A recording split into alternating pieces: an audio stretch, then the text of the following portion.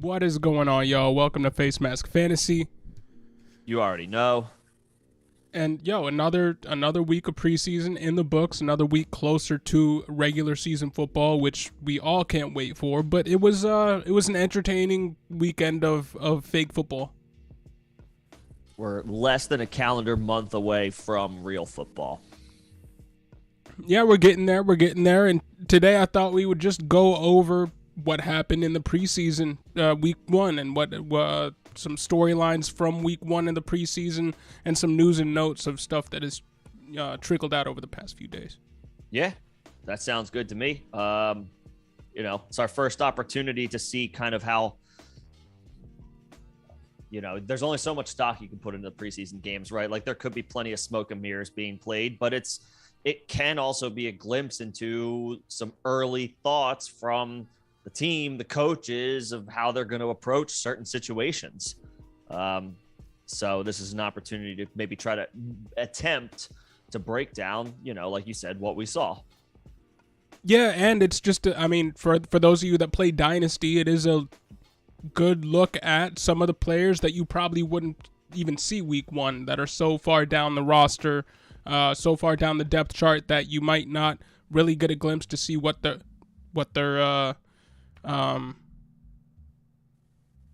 prospects are, but you just get to see a little bit more of them in the preseason. So there is that as well. But yeah, man, what's going on, AB? What's going on, Alex? What's going on, Nemo? What's going on, Raul? What's up, everybody? Good to see y'all in here. Yeah, Isaiah Pacheco to the moon. Something like that. Maybe not the moon, but he's still a name to follow after this weekend. That's for sure. He didn't completely fall off the map. So that's promising for him. For him. We had some studs just come in and like, we'll talk about George Pickens later. We'll talk about Kenny Pickett later. We'll talk about Trey Lance a little bit later and stuff like that. Yeah, we'll talk about whoever. But yeah, but the first game, and this was on Thursday, right after the stream we had on Thursday, was the Giants and the Patriots. Mm-hmm. And nothing really happened in that game. Oh, no, I would say we could skip right over that one. Tyquan Thornton, second-round pick, had 2 receptions, 9 yards, 1 touchdown, so good for him. The biggest thing that came out of that game to me was Pierre Strong was playing in the fourth quarter. He saw action in the fourth quarter. And yeah, J.J. Taylor and Kevin Harris saw work ahead of him, which I thought was at least a little notable for you guys that are playing in super deep dynasty leagues, because Kevin Harris was drafted later than Strong, and the rumblings were that if it was to be next man up, the person that would be replacing the James White role, if James White wasn't going to be playing, and of course he retired, would be Pierre Strong. Looks like that might be Kevin Harris. Mm-hmm. A combination of Harris and just Ramondre Stevenson. So that was the only real thing. Nothing of note for the Giants, but that game was kind of a sleeper. Yeah, and we're only going to put so much stock into the third and fourth quarter of the first preseason game, and which dynasty guys are playing ahead of who. Is Pierre Strong? Did he pick up an injury recently that we don't know about? Maybe he's a little bit further behind in the playbook. Things like that. But they still have, a long-term plan for him over a guy like, say, Harris. You never know. Or with those guys in that situation, we're not going to know until there's an injury. And it's Belichick, and how he works with his running backs.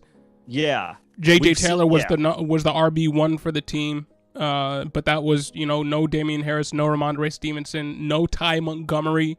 So really, how much stock can we put into it? But it is notable if you're playing in the deepest of dynasty leagues.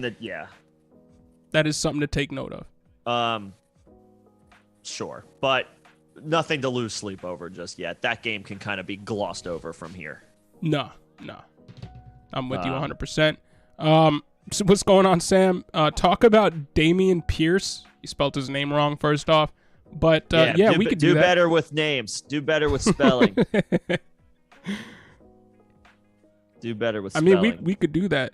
We could do that. Houston Texans running back looks to be pretty legit from what we saw. He was Pro Football Focus's number 1 rated rookie running back of week 1 of the preseason. Yep. Take that for what you will. Five carries, 49 yards, right? Yeah. Something along those lines. I'm looking through my notes here.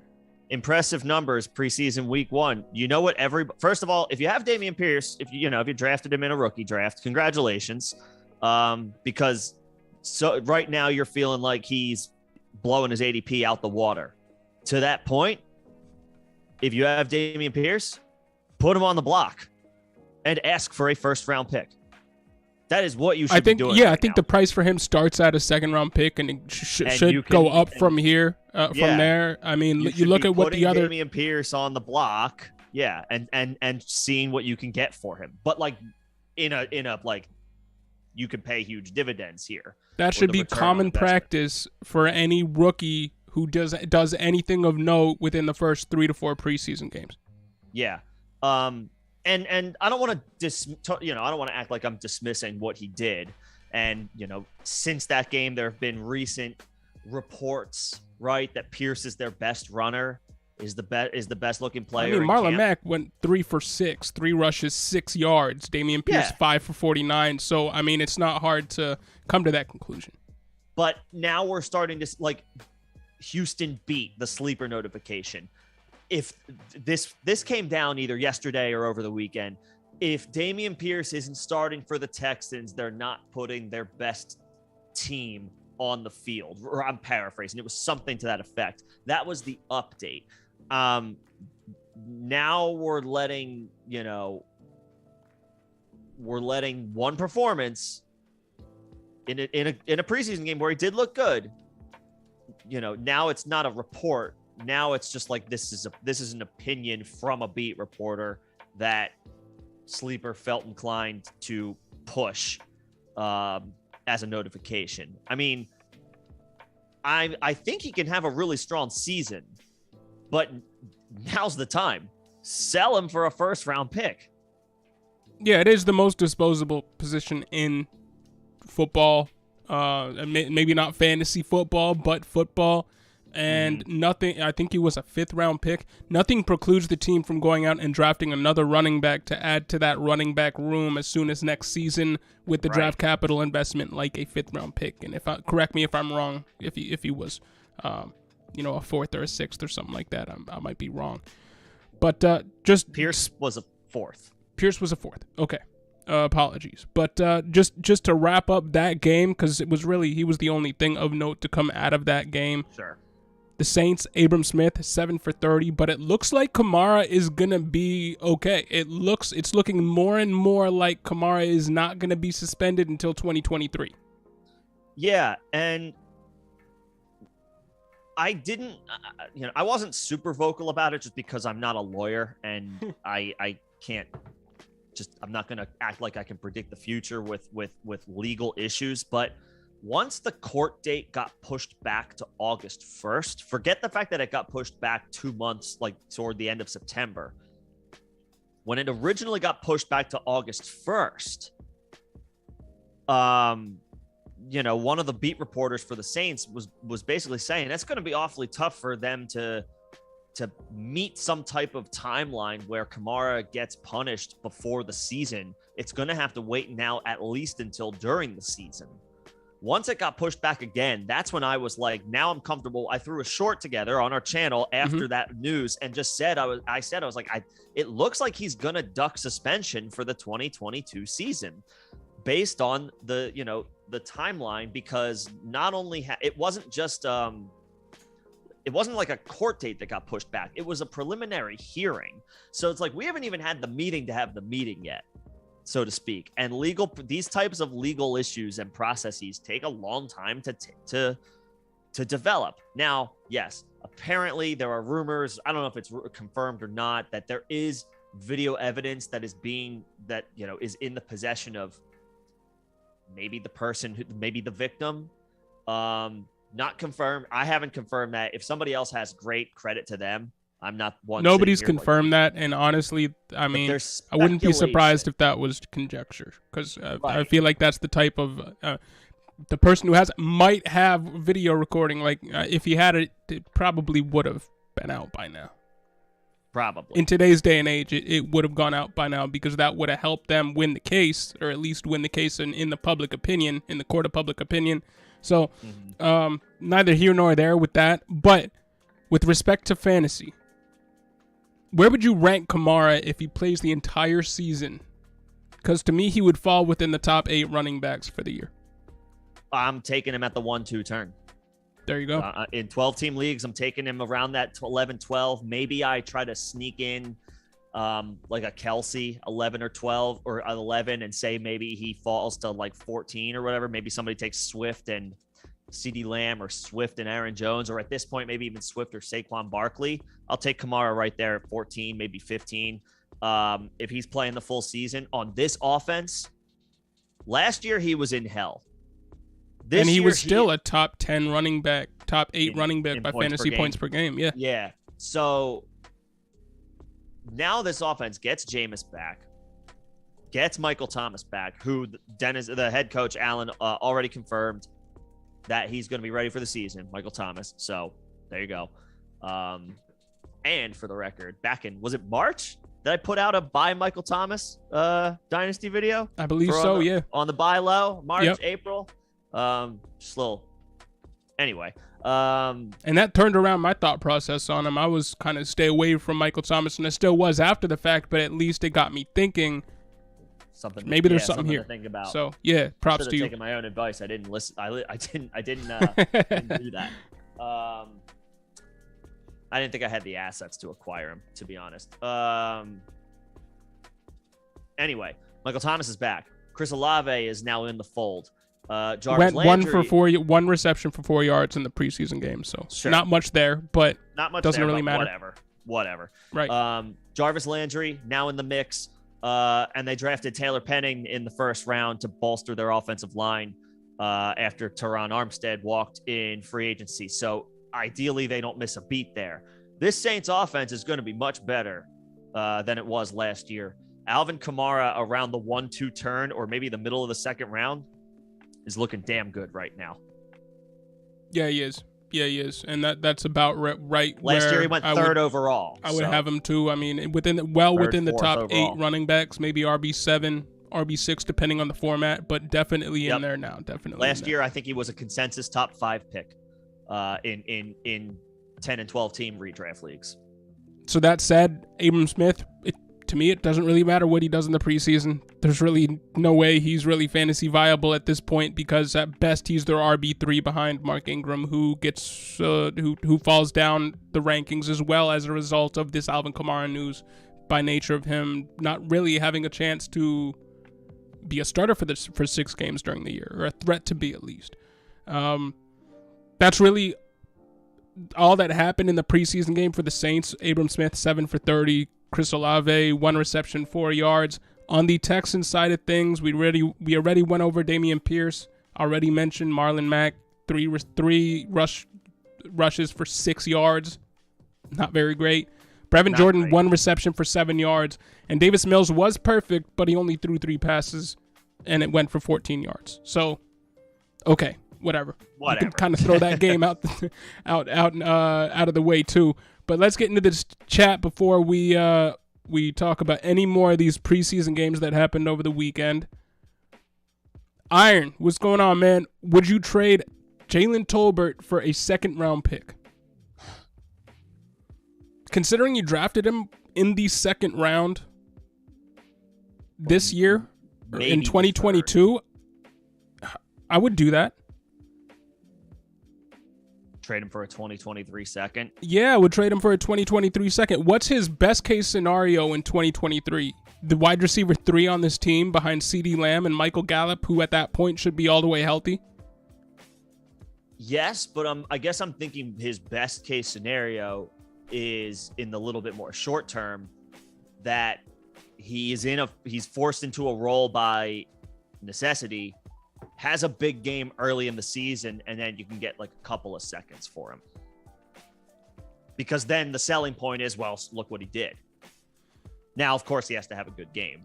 But the opportunity is going to be there until at least November.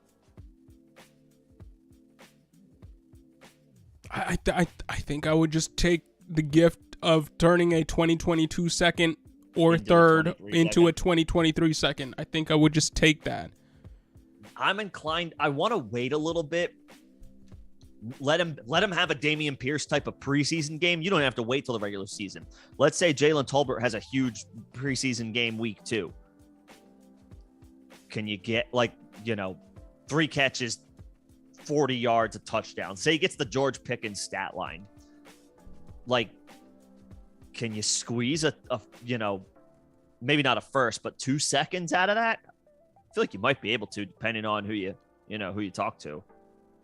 My problem is all the rumblings seem to say that Simi Fehoko, a 5th round pick of theirs last season, has the leg up on even Jalen Tolbert over the course of the first 6 weeks of the season for the number 2 role in this offense. Even in this preseason, Simi Fehoko had a better outing than Jalen Tolbert in the Broncos-Cowboys game. Now, how much stock can you put into a preseason game in week 1? I don't know, but all the reports out of Dallas are about Simi Fehoko. Nobody's really talking about Jalen Tolbert, or has been over the past 2 weeks. True. I'm just taking a look at their depth chart. And I think the specter of Michael Gallup coming back around when Godwin comes back, around when DeAndre Hopkins comes back, is always going to push his value down. Sure, he might have a really, really good game in week 1 or week 2, but everybody knows it's going to be a short-lived buy. Right. So why not just take the upgrade right now? Because I don't know if you can get 2 seconds for Jalen Tolbert. I think at best, if he has a really crazy 2-game stretch to start the year, you can get a second and a third for him, second and a couple of thirds. Because everybody knows Michael Gallup's going to be back, and he has been an 1,000-yard receiver in this offense before. Last time he was the wide receiver 2 and should jump right in and resume that role. Mm-hmm. Just looking at the unofficial depth chart, unofficial being the key word, Tolbert is still listed as Tolbert's listed as a starter alongside Michael Gallup, and of course CeeDee Lamb. Oh my! I know he's gonna start. So just from an opportunity perspective, he might be, he might fall into a good performance. Yeah. Dak, set a franchise single season record last year for touchdowns thrown. That was with the defense having a big year. I expect the Cowboys defense to regress to the mean a little bit this year. They were historically bad. Remember, the Cowboys defense was historically awful in the 2020 season. In 2021, they bounced back in a huge way. Micah Parsons has a little something to say about that. But even if Micah Parsons has, another season like he did his rookie year, which is not out of the realm of possibility. He's a spectacular player. It's fair to wonder if somebody say Trayvon Diggs has the type of year that he had. And even the type of year that he had, it was a lot of smoke and mirrors. He got so many turnovers. He led the league in interceptions. He got the flashy play, but he wasn't a shutdown corner by any means. No, he gave up 1,000 yards on the season. He got a lot of picks because teams were targeting him. Now, he ended up being in an opportunistic situation more often than not last year, and you got to give him that credit as a playmaker. But history doesn't often repeat itself as far as the interception leader year over year. Sack leaders, sure. Interception leaders, not so much. So if this Cowboys defense is not up to the same level, I'm bringing this up for a reason, is not up to the same level as they were in 2021, which is fair to expect after how much they overachieved last year. the Cowboys offense is going to find themselves with more scoring opportunities than they were last year when Dak set the franchise single season passing touchdown record. So Tolbert might be able to get a couple of seconds if you're willing to be a little bit more wait a little bit longer. And usually that is my MO. Usually I am the person that's saying if you wait a little bit more, you might be able to get a little bit more value out of them. And that might be the case. Yeah. I just still think at best we're talking a wide receiver 3 who could even be the 4th on the pecking order in between on a weekly basis between Zeke, who's catching passes, Tony Pollard's catching passes, Dalton Schultz is catching passes. Once Michael Gallup's back in the fold, I mean, we might be looking at Jalen Tolbert 4th on the receiving depth chart as a whole on a week-to-week basis. But Jalen Tolbert, I mean, he might be just a hold. His best comparable on Player Profiler, take it with a grain of salt, as always, Adam Thielen. He does have better athletic measurables than Michael Gallup, and he's the same height, basically around the same weight. So he's just a slightly more athletic Michael Gallup. I mean, it's kind of a toss-up.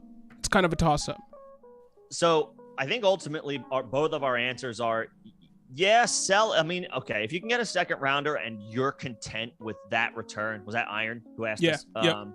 If you're content with a 2023 second and you're selling him, maybe you're selling him to a guy who you think that pick will be in the top half of the round. Okay, great. Awesome. There's a decent chance you maybe already won that trade. I personally think that there is enough of an opportunity, regardless of how good he actually is, for that offer to get upped if you're patient for a little bit longer. But ultimately, a 23 second, if you're comfortable with it, we're both clearly advocating at some point or another, flip him for a 23 second. I think you can get 23 second plus not too far down the line. And that's very well could be within the range of possibilities for him. I guess I'm of. You could go either way. We're not going to be able to give you a real definitive answer here, Iron. I apologize, but I think it's fine because I think we're both in this of the same mindset. It's just a matter of when you yourself are comfortable pulling the trigger. So if a 23 second is enough for you, and you've heard enough of us basically both advocate sell him, it's just a matter of when. And you want the 23 second, you want the bird in the hand, so the saying goes. If you are comfortable with the bird in the hand, then take the 23 second. And honestly, we haven't heard a ton about him. We haven't. Right. There hasn't been glowing camp reports about him. He obviously didn't do as much as even Simi Fehoko, 5th round pick in this preseason week 1 game. We probably most definitely haven't seen the best of him yet. But I mean, just based off of the value that you're getting from moving a 2022 second into a 2023 second, if somebody would have told me, hey, can I swap seconds with you this year or next year before a dynasty rookie draft, I would have just been like, yeah, sure, let's do it right now. Boom. Win. So to me, that's kind of what I'm going off of. But you could go either way and it wouldn't be a bad move. Honestly, keeping him, holding him wouldn't be a bad move either. So we're not going to give you a definitive answer there, Iron. Plus, pretty much anything you do in this situation can be argued a solid move. We're also, how deep is your receiver group? Is Tolbert your 6th or 7th guy, and you're like, I'm just not relying. I know I don't need to rely on this dude. Could he be your 4th or 5th? Then maybe I'm a little bit more willing to wait, and I'll sink with the ship if it doesn't go well because I already drafted him. Yeah, if you're weak at running back or quarterback in a superflex league, but you're deep at wide receiver and you have Jalen Tolbert, It's gonna then happen again. Flip him for then flip him for a second round pick. Just then flip him for a second round pick, because then you have a little bit more ammunition to try to beef up somewhere else. Absolutely. But good to see you, Iron Man. How's everything going? How are them Vienna Vikings doing, man? What's Vienna up to? And Nemo ladies. So you recently acquired CMC for AJ Dillon and Cam Akers. Some dude in my league wants to sell me Jacobs and Gibson for that very same cheat code. Not going to do it, but would love to hear your thoughts. Yeah, no, dude, I would rather have the guys that you traded away than the guy for him than the guys that you would be acquiring to trade in that in that swap. You know what I mean? Dillon and Akers over Jacobs and Gibson. Yeah, I haven't given up on Gibson, even though it feels like the sky is falling on him. But I'd rather have Dillon and Akers than Jacobs and Gibson. I'd rather have half of CMC than Jacobs and Gibson. Just being completely honest with you. You can cut CMC down the middle, give one half to charity. I'll take the other half, and I'd rather have him over both of those packages. Yeah. But as far as Dillon and Akers for CMC, and that's a win now move for sure. Yeah. And hey, if that move helps you win right now, helps you win a championship in 2022, maybe even 2023, solid move. You might be looking down the road at this and being like, man, look at what Dillon and Cam Akers are doing, still in the league, and CMC is on his way out. But there's nothing wrong with a win now move for a contender, and CMC has some of the highest ceiling. I'm not even going to mince words there. The highest ceiling of any running back in fantasy football. Yeah. Yep. I have nothing else to add to that. Like, if you get McCaffrey, there's a good chance you won the deal. I mean, if you traded your whole team, that's one thing. But this is the guy that retains the highest upside of anybody at any position. And wait, in that last comment there, is CMC, you're then moving him now for Diggs and ETN? I don't know if I want to do that. Yeah, man, if I'm trading for CMC, I just might want to hold on to CMC and see what he can do in a season where he should be healthy, playing with the best quarterback of his career. Yeah, you're gonna get. I mean, look, that's okay. So I just said that's a great return in theory. If McCaffrey lives up to 75% of his potential, you'll get a first-round pick on top of that next year. So it's Diggs, ETN, and 223 second-round picks. That's pretty enticing, man. For what amounted to, sometimes you got to look at a deal and look at it like Dillon and Akers for Diggs, ETN, and 223 seconds. Sometimes you just got to look at a deal in totality, all the moves in totality. C. Yeah. That's a pretty.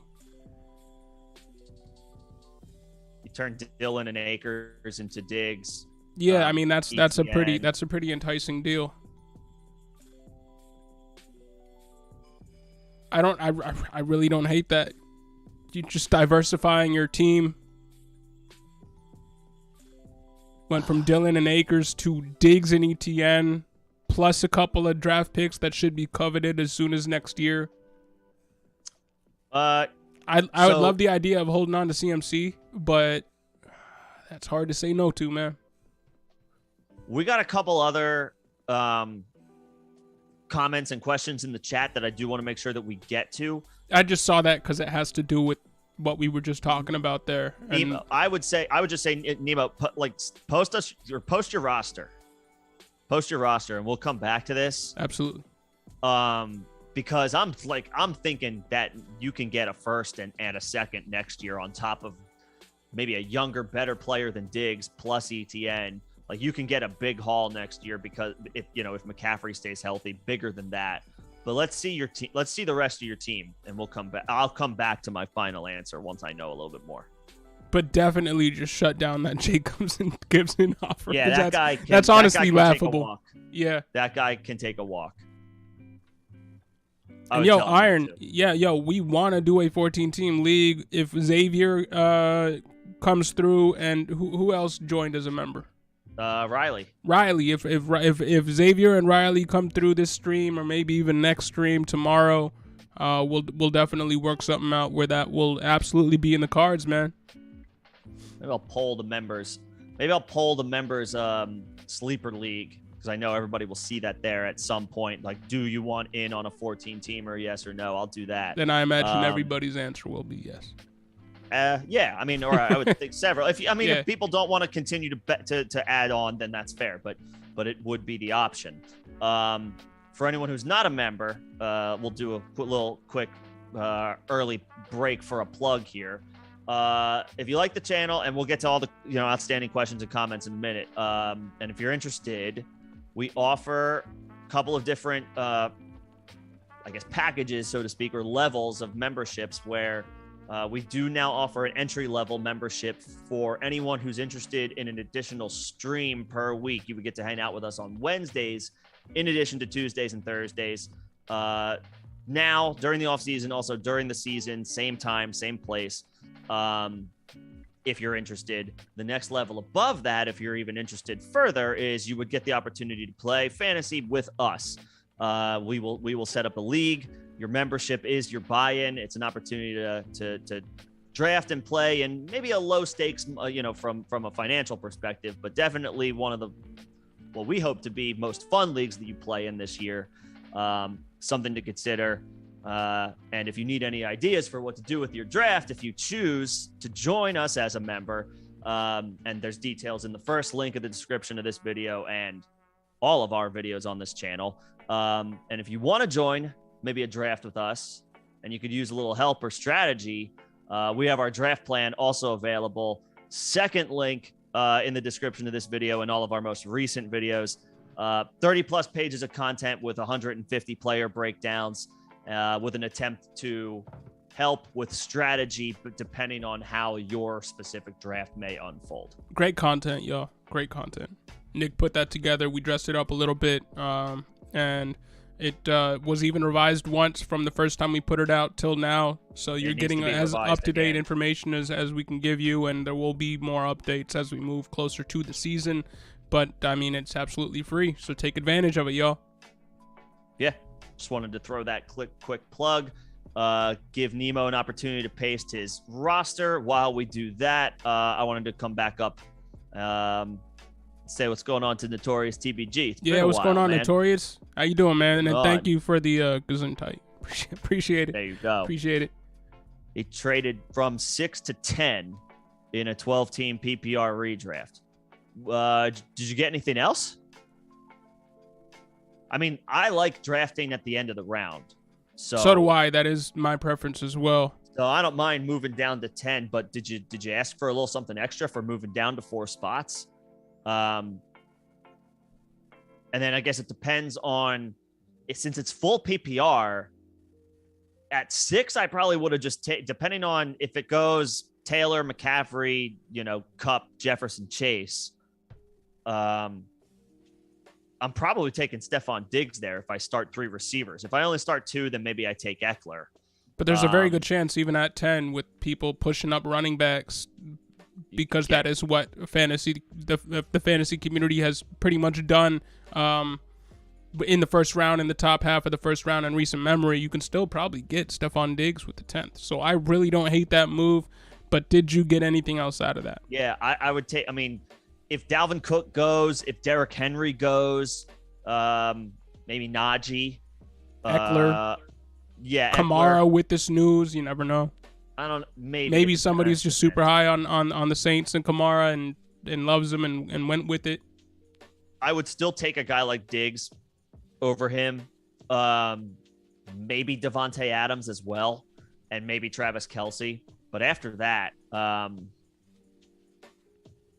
an argument for Kamara there. I might still put Saquon. Saquon is officially like, if anybody plays Underdog, the Pomeranian 2, a little $3 tournament entry, went up today. It lasted for about an hour, I think, and it filled. There were like 25,000 spots filled over the course of an hour.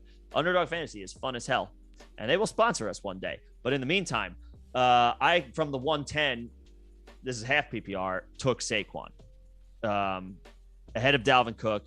ahead of Najee Harris, ahead of Travis Kelce. So Saquon in full PPR, I would still take over Kamara, but at the 1-2 turn, like I said earlier, with Kamara. But you got to think in a home league, in a more casual league, running backs will be pushed up. Maybe not Saquon, maybe the guys like Dalvin Cook, Najee Harris, Austin Eckler, maybe a Joe Mixon, something like that. So you might still be able to get a really good wide receiver at 10. If not, Saquon is a great pick there as well. Yeah. And just traded out of 6 because he felt 6 to 10 are all the same. Okay. I agree. I prefer that spot in the draft. And if you weren't getting any bites for any, like, I want to move up from the guys who were at 7, 8, 9, 10 to move up in another round later at some point. I'm okay with the fallback because then you can kind of just in that situation, you can kind of see what's left, and there's a good chance you'll be happy with whatever's there. Absolutely. So, yeah. Next time, play hardball. Swap like 5th and 6th rounders or something, at least, like yeah, something like that. Move up for your services to give somebody, move up 4 spots in the first round. That's worth a round jump somewhere else. But honestly, anyway. At the end of the day, like the move. Sure. But yeah, absolutely. Try to squeeze the most you can out of some of these moves and out of your league mates, because it all benefits you in the end. Yeah, and it's fun. And Iron, sorry to hear, man. Is this their first loss? Oh, Vienna, what are you doing to me? Oh man. I mean, that's tough, but having to deal with your first loss this late into the season, this late into the year, I know they've been playing for a while. Still pretty decent, man. Yeah. You had a good stretch there. Get this loss out of the way now before the playoffs. And P. Diddy, Papa Diddy Puff, what's happening, man? You took a second in 2023 for CEH. How do y'all feel about him? Got a 2nd-round pick in 2023. I mean, that's about as good of a scenario you could ask for at this point if you're done with Clyde, which is fair to want to be done with Clyde. So that's about as good as you could hope for right now, I would say. I'm coming around to just the conclusion that it's gonna be a decent season for CEH because there's gonna be nobody else there. Because Ronald Jones in a preseason game looked terrible. Mm-hmm. And yes, everybody's going crazy over Isaiah Pacheco, but I don't know if he. I don't know how good of a number 2 he's gonna be. I think he can rise to number 2. I don't know how good of a number 2 he's gonna be. To bring it back to what happened in this past preseason game, CEH went 2 rushes for 6 yards. Okay, whatever. Isaiah Pacheco went 2 rushes for 6 yards and had 1 reception of 5 yards receiving.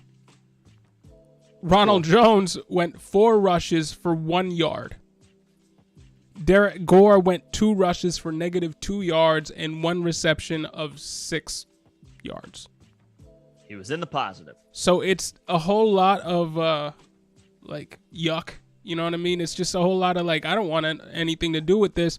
But I think CEH, just out of necessity, is the best of the bunch. Becomes the guy to own in that backfield. We were speculating that maybe Ronald Jones would get goal line work and at the end of the year be a better fantasy asset than CEH was for the price. I don't even know if we can trust that anymore. He would have to not stink in order for that to happen. I think just by nature of being the best of a bunch of meh, CEH might have a decent year. But at the end of the day, trading him for a 23-second, you should be able to get. I think that was equitable value. I think that was equitable value. Yeah, I think that's about as good as you can get right now, given his track record to this point and what remains uncertainty about how effective he can be even in a lead role. Jerick McKinnon is probably still going to mix in on third downs. And honestly, this team, there's a very good possibility where they go full 2021 Buffalo Bills and just pass so much that the running backs, it just like the running backs are almost on a whole, almost unusable.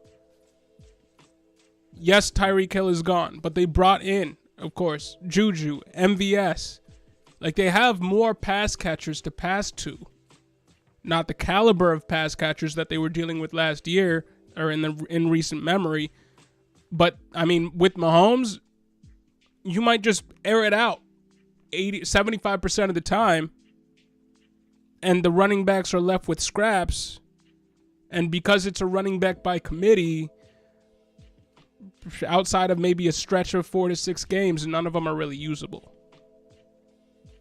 That's not outside of the realm of possibilities there. I think that might be kind of best case scenario for this offense. Yep. Put the ball in your best playmaker's hands. That's your quarterback, not your running backs. Right. I like Clyde if you can get him like 85, 90 picks into a best ball. Because then that way, he's at best my RB3, and I'm not really worried about his week-to-week production because I don't have to predict it. Yeah, it's a tougher sell in redraft. At the end of the day, selling him for a 23 second, I have no issues with that. Yeah, it's fine. Like, the chances that backfires is like 15%. The backfire will be an outlier. Yeah. Yeah. 15 to 20%. So I don't hate that at all. But good to have you in here, P. Diddy. Yes, sir. All right, so let's get into Nemo's team here. Derek Carr, Jameis Winston, Justin Fields, Malik Willis, Saquon Barkley, CMC, Tyler Algiers, Kenny Gainwell, Nyheim Hines, Chase Edmonds, Drake London, Elijah Moore, Rondale Moore, Jarvis Landry, Kadarius Toney. Both Moores. There's 3 Moores. There's DJ Moore too. Yeah, which one of the Moores? Anytime there's a Moore, assume there are more Moores. That's just to say, please list them out. Tony, Wandale, Ridley, Pitts, Irv, Alberto, and Tunyon. I mean, solid team. Honestly, taking... Like, it's a solid team. I'm guessing this is 2 QB. Yeah. Wide receiver doesn't have a high-end player. Unless you got DJ Moore. DJ that Moore would help. Count. But you got, like, Tony and Wandale. DJ and Elijah or DJ and Rondale. Rondale. Who's the other Moore? So DJ, Elijah, London, they offer you 3 starters. They're collectively solid, probably not the best group in your league. And it's 1 quarterback. Okay. So you could start Carr. You'll start Carr, and then depending on the matchup, you have some solid options. To flip CMC and maybe add Diggs to this group and replace CMC with ETN, it would help, especially with the 2 seconds that you're getting to help bolster your team as soon as next year. You know, maybe you can. I mean, your tight ends look real good. You can't do much better than Pitts, Irv, Tunyon, and Alberto. Your quarterbacks are very solid. You don't need much there. I mean, as soon as next year, you'd be able to, in a year where this is a strength, go out and try to replace the hit that you're going to take going from CMC to ETN at the running back position. But you're not bad at running back by any means. It would just help, and then you can also bolster your wide receiver depth if necessary. So, like, are you signing off? I still think I do this. I still think CMC for Stephon Diggs, ETN, and 2 2023 seconds is a good move for a 25-year-old running back who we all know is has one of the highest ceilings in the league, but is also one of the highest injury risks in the league. I think you take that. This is what I'm doing. I'm coming back to that dude because you have Kyle Pitts. I'm coming back to that dude, and I'm saying, I'll give you Albert O. Turn one of those seconds into a 23 first. Keep that additional second in the package, and you got a deal. And in that situation, I wouldn't be moving Albert O. I'd be moving Irv Smith. Irv Smith is with Irv. Start with Irv and go up to Albert O if that's what it takes. I think Irv Smith is above Albert O in most people's thought processes. See, I guess Albert O from a dynasty perspective might be the long-term play that people are a little bit more interested in. Plus, yeah, but capitalize on people being high on Irv right now. And he does. Albert O has the solidified QB, solidified offense. Yeah. Like, just see if you don't go straight to Albert O. See if you can make it with Irv. But I like that idea. Let's put it this way: with Pitts, Albert O, and Tunyon in both of them, are expendable. Yeah, both are expendable. That's a good idea there. Both are expendable. Tunyon is plenty solid as tight end 3 depth. In this scenario, I would come back and say, you want CMC? I get Diggs, I get ETN. I'll throw in Albert O. Take the 23 second, make it a 23 first. Keep the 23 second. If it has to be a 24 second, then fine. But then I'm okay with it. Yeah, I'd be cool with that. Then you're getting a first round pick out of Christian McCaffrey, in addition to a wide receiver 1, a budding running back 2. Who could be a running back 1 as soon as next year. Yup. For a tight end that is expendable for you because you have Pitts. Good idea. Yep. On board. That's what I'm doing. And Xavier Dubs was bracking. What up, man. Xavier? Was bracking. What's going on, man? I totally forgot to do it. I am polling the league right now to see who would be up for a 14-teamer. This is the members league, of course. And we talked about maybe messing around and making it a guillotine league or a zombie league or something like that. But bottom line is we do want to get you into a league, Xavier, along with Riley. Now that we have 12 members, we can do it. We can get y'all into a 14-teamer. The 12-teamer draft wrapped up last week, not this past weekend, but last week.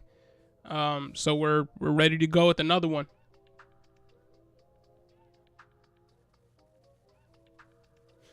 And Nemo wants to know what's in your cup, bro. Just coffee. Folgers? Well, it was coffee. I have Cheers. since guzzled it down. Yeah, it's gone. No extra fun stuff. That happened over the weekend. And the notorious rate my 12-team best ball, Lawrence, Watson, Mayfield. Connor. Okay. Montgomery, Sanders, Gordon, Darrell Williams.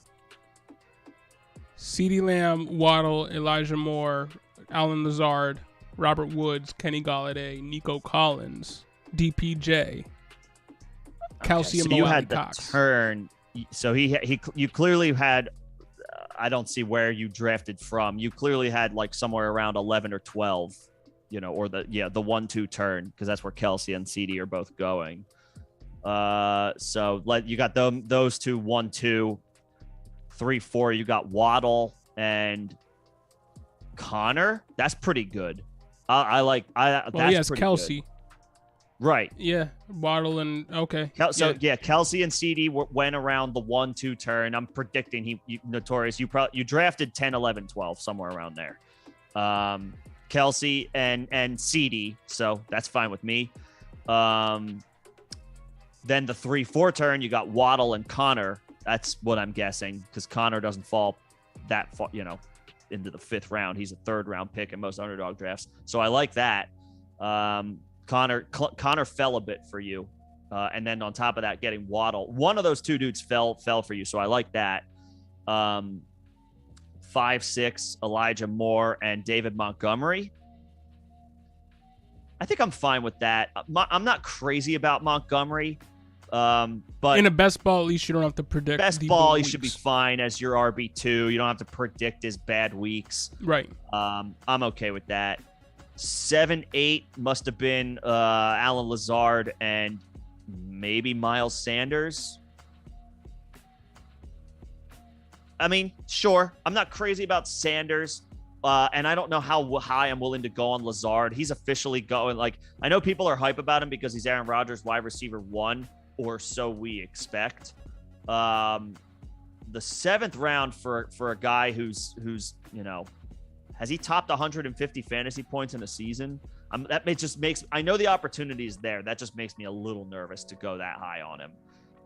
And Sanders, Sanders in a best ball should be fine. He's going to be, I would think he might be frustrating to own in redraft. Based on where you draft him, he was probably a value. The way that I see it, not going round by round with the analysis, your quarterbacks look all right. Watson might be a lost, wasted pick based off of where you got him. And, I mean, Lawrence was, I think it was 32nd in fantasy points per game last year. Now, we expect him to be better this year, obviously. But there's a question mark there. So I am concerned about your quarterbacks. Now, you got 2 who will be starting week to week in Lawrence and Mayfield, but I'm questioning the upside at quarterback on this squad. With running back, Connor should always be in your lineup every week in a best ball. With that depth chart of running backs, one of Montgomery, Sanders, and Gordon should factor in too. But there have been reports that Gordon is dealing with a foot injury that could linger well into the season. So I'm a little bit worried about Melvin Gordon. I didn't see that. Yeah. He's been dealing with a foot injury. You got some high upside guys. CeeDee Lamb is a great pick. What? I'm seeing this was a false report. Ah, okay. And I thought I saw this yesterday. He had a pad on his right foot. He's dealing with a foot contusion. That pad was his cell phone. Oh, so okay. That was fake. Melvin Gordon is fine. All right. Let me check. Disregard that. Let me check Underdog. Let me check Underdog. Waddle scares me this year. He just does. Not him, the talent, but the quarterback that's throwing him the ball in an offense with Tyreek Hill and all these other weapons there from the receiving and in the receiving aspect of the game with Chase Edmonds and Mike Gesicki and Cedric Wilson and all these other, it's just the volume for Waddle just straight up won't be there. It just won't like it was last year. So that scares me a little bit. Elijah Moore, kind of the same deal. Like when he was going off for the stretch of 4 to 5 games before he caught COVID and ended the season, who else was in that offense? Corey Davis was gone. Jameson Crowder was done. It was Braxton Berrios and Jeff Smith. Now he's got Garrett Wilson and Corey Davis is back in the fold, and it looks like Ty Conklin's a legit tight end. Yeah, he is.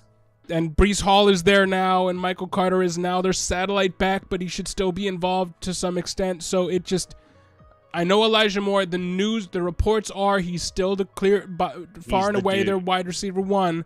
But yeah, will that amount to what he was doing late in the year last year? I don't know. Lazard, question marks there too. Bobby Trees, love that pick. Value pick there for sure. Galladay, who knows? Who knows about Galladay? I don't know if he's ever going to be. He might have 1 week where he makes it into your roster, even with the other question marks you have at wide receiver there. And Collins was a great late pick. And if Watson ends up playing, DPJ should step into your lineup a few times too this year. And Kelsey will obviously Kelsey will be the tight be a end one. weekly fixture in your roster. I hate to say it, this team looks a little middle of the package to me. I think the receivers are fine. I think there's not much upside with any of the running backs. Now there is with Gordon if something happens to Javonte. The Darrell Williams pick, I generally don't handcuff in best ball because now my ceiling is capped. It can't be maximized, right? You want to play, and if this is a non-tournament entry, Notorious. If it's non-tournament, then okay, fine. You can handcuff. But if it's a tournament play, which I know is very popular, like even if it's a $5 puppy, the $5 puppies are incredibly popular. Or maybe you snuck into a Pomeranian this morning for the hour that it was live. If it's a tournament entry, I never handcuff. I never get the insurance policy on a running back because now my ceiling is capped because you want to play to maximize your potential. You're betting on when drafting Connor, you're betting on him playing the entire season. If you Connor doesn't, like you're kind of already your lineup is already out the window. Right. If despite Connor gets the hurt, fact that you wasted a pick on done. a handcuff. Yeah. If he gets hurt, that entry's done. Right. It's like if Kelsey goes down, you can forget about that entry, right? So I like to move away from getting backfields. Give me one guy in a backfield, whether it's the starter or the high upside option. Don't give me both from the same. I like the receivers. CD's got, top 5 upside this year. Waddle in CD's the got fourth. top 3 upside. Yeah. He could be wide receiver 3 by season's end. Waddle, maybe his upside is capped a little bit this year, but he should be safe. Elijah Moore, so whatever. If he did well with the backup quarterbacks last year, then if Zach Wilson's not going to play week 1, then I guess maybe to start the season, Elijah Moore can get off to a hot start. And I like dudes that have the opportunity to get off to a hot start to start the season, because then they have an opportunity to build some momentum. But if he's not as good because the volume's just not there, I don't know. It sounds like he's the top dog as far as the guy, as far as the tops of the wide receiver But to your position. point that you've made a lot throughout the offseason, Corey Davis is going to get his targets. Yeah. You loved Garrett Wilson coming out. Garrett Wilson is good enough to demand some targets too. I'm worried that with some of these guys, we're not going to see the heights that we saw in we're given glimpses of with Elijah Moore in 2022. With Waddle, same thing. Not a glimpse. We saw it the entire year. I just don't know. He was clearing away the number 1 in that offense. Devontae Parker was injured. Will Fuller wasn't playing. He was clearing away the number 1. Now he's clearing away the number 2 with some added target competition. And with a quarterback that is unproven and doesn't like to take chances, it just scares me a little bit. At the end of the day, your team is good enough to get there if everything goes right. And that's what you're hoping with a tournament in a best ball or something like that. You're hoping that everything goes right with every one of your players. Well, yeah. It just looks like in a vacuum. Like it just feels like a kind of middling team. It's not bad by any means. And it's not that you didn't hit on value. You got value here. Bobby Trees is a value. Connor in the third is a value. But Melvin Gordon, value. Miles Sanders, technical value. But with the wasted picks in Watson, Darrell Williams, and maybe DPJ, it seems like a middling team. But I hope it's not. I hope you win the whole thing. What I probably would have done a little differently is I like getting Kelsey and CD at 1-2. Connor and Waddle are fine. What I think I would have done differently was skip one of either Montgomery or Sanders. Take two receivers at one of those two spots. Probably the Montgomery spot, maybe the Sanders spot too. I continue to not be crazy about drafting him even in the 8th round. I would have taken two receivers instead of maybe Montgomery and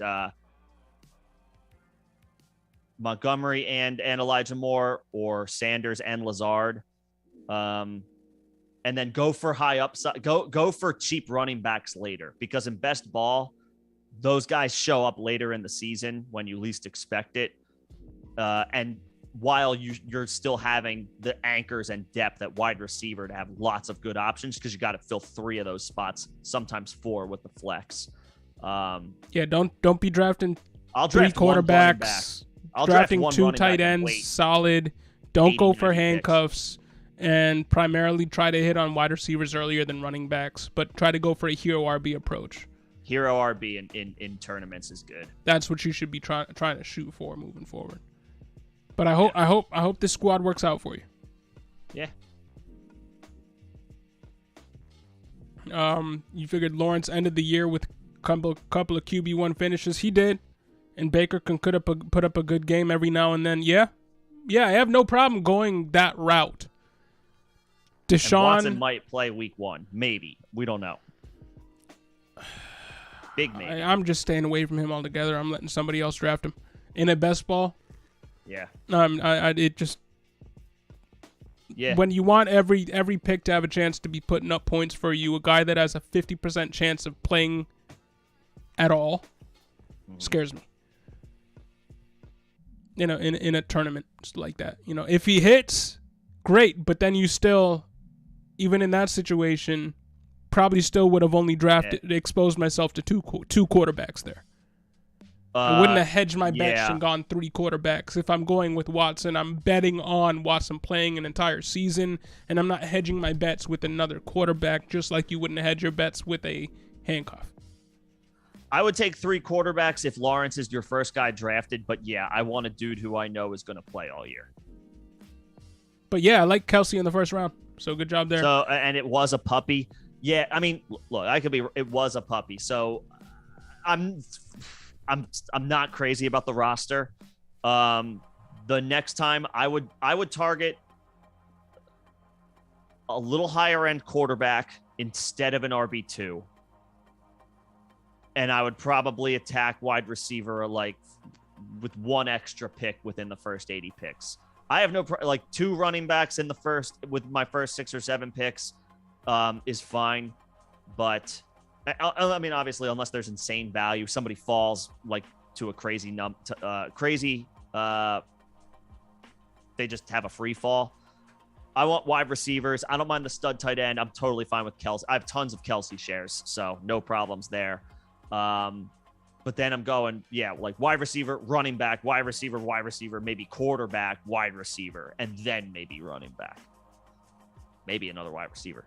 And when you're at the end of the draft and the guy like DPJ is on the board, just go running back there. But let's move on to some of these other questions here. But thank you for that, and we will rate your other team down below. Yep. Yeah, Iron Guillotine does sound fun. It's something that and you just joined one. It's an interesting format. I just learned about it last year. Talked to Nick about it, and I mean, it's definitely an interesting format, and it's something I kind of want to check out too. So if everybody's on board with something like that, we could do something like that for the 14 team. If not, the regular old redraft league 14 team sounds good to me too. Yep. I'll do that too. And Xavier's down for whatever, so all right. Cool. Yep, we'll get it sorted out. We will figure it out. And you got Watson in the 15th round. That's solid value, I guess, if he plays. Very solid value if he plays. Not I guess. You're still I'm still of the belief that in a tournament you should be going 2 quarterback, 2 tight end, like you did with your Dalmatian here, and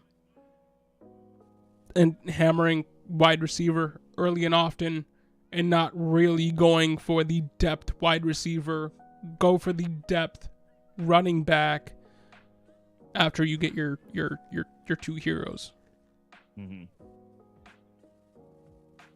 Yep. And Sam says, chiming in about Elijah Moore, it was with Joe Flacco when Moore went off. Well, then Elijah Moore's in for a huge week 1. Yeah. And did you Elijah hear Moore's in for a huge week 1. Did you hear Garrett Wilson talk about Joe Flacco versus Zach Wilson? He spoke glowingly about Joe Flacco at the expense of Zach Wilson after the game in a practice the day after the game. I missed that. I missed whatever comments he had to say. Yeah, I don't have the comments exactly, but he was talking about how Joe Flacco's just a veteran, isn't zipping the ball in there on short out routes, and Joe Flacco's just kind of placing the ball exactly where it needs to be with the velocity it needs to be.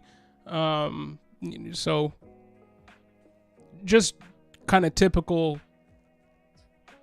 Okay, a lot of experience veteran right versus there with Flacco. With him, he takes some pace off, puts some pace on the ball, does a good job of making the passes receiver friendly. And in those practice environments, Flacco's a veteran. In those practice environments, the off script ways that Zach Wilson can win don't often show themselves. So that just might not be something that he's been exposed to yet. Whereas in the game situation, you would probably rather have Zach Wilson's explosiveness and playmaking ability over Joe Flacco. But even that, we don't know, because we might have seen the best of Zach Wilson. We're not sure. He's a question mark. Maybe. He's a question mark.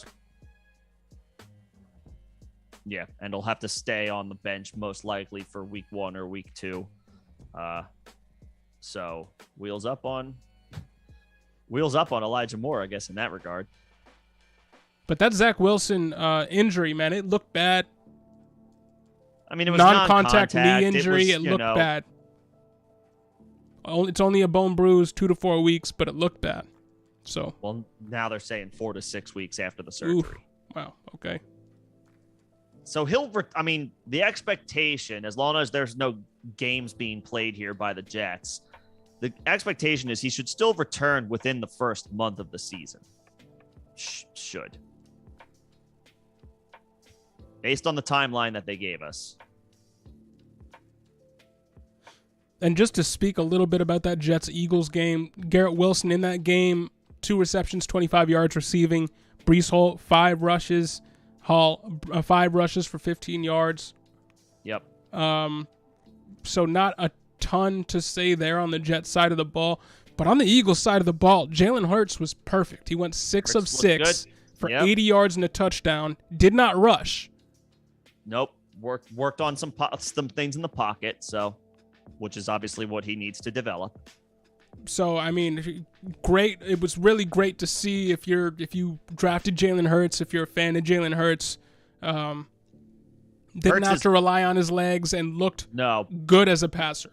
He's going to once again be an upper echelon fantasy quarterback in 2022. And interesting, just from a dynasty perspective, that Carson Strong did not play at all. Maybe he's still recovering from the injury that he had in college. But it was interesting that Reed Sinnett, I think, was playing over Carson Strong. It's just it was giving the camp arm some looks. No disrespect to Reed, but no, it was interesting. I would have thought that you would have seen Carson Strong out there, but maybe he's still working his way back from. I haven't heard a peep about him, so yeah, it could be that. But those are just my notes from that game. Nothing really of note outside of that Zach Wilson injury and Jalen Hurts being freaking perfect. So, yeah, which is what you want to see from your quarterback in a preseason game. Sure. It only matters so much, but yeah. All right, where were we in Go this Hurts. chat? So Notorious also did a Dalmatian. Yes, and this looks a little better as far as the two quarterbacks, two tight ends, getting two running backs early. Yeah, this looks solid. I'm not crazy about the quarterbacks. I think Aaron Rodgers is probably a QB2 this year. I mean, he's Aaron Rodgers, so he could, of course, still end up as a QB1. But just the loss of Devontae Adams and no replacement really to speak of. No disrespect to the rookies that they drafted, but they're rookies versus a guy who many have as the top receiver in the NFL. They didn't do let's just say they didn't do what the Chiefs did to replace Tyreek Hill. They didn't even do that. They didn't even do half of that. In fact, they also let the guy that the Chiefs signed go in Marquez Valdes-Scantling. So it's just they're going to be, I just don't know how many QB1 weeks Rodgers is going to have. He'll come through. He'll have his 300-yard, 2-touchdown weeks because he's Aaron Rodgers. Might run around a little bit. I have him as my QB 16 on the year in my rankings. John, I know you have him in a similar area. And same conversation as Tannehill, but lesser. Like Tannehill's a good quarterback, but you did get a couple of stacks here. A-Rod, Lazard, Dobbs, Tannehill, Woods. So that helps a little bit. Okay, there is that. But you also drafted Odell, who might not start until the fantasy playoffs, which might be okay for you, but it is. I don't mind that. But couple that with Gage, who should start off hot, but then take a step back once Godwin's in the fold. Michael Thomas, the reports are all good. Reports from the coaches are all good. Still a little bit of a question mark. Plus Tolbert, who should take a little bit of a back seat. 6 games into the year, 8 games into the year. Plus, you got Monty again. And we saw your other puppy. You know where our thoughts on Montgomery. But that's technically not you're not diversifying your assets there, which isn't necessarily a bad thing. But we're not projecting a whole ton from Montgomery. Plus you got Herbert, so you're handcuffing again.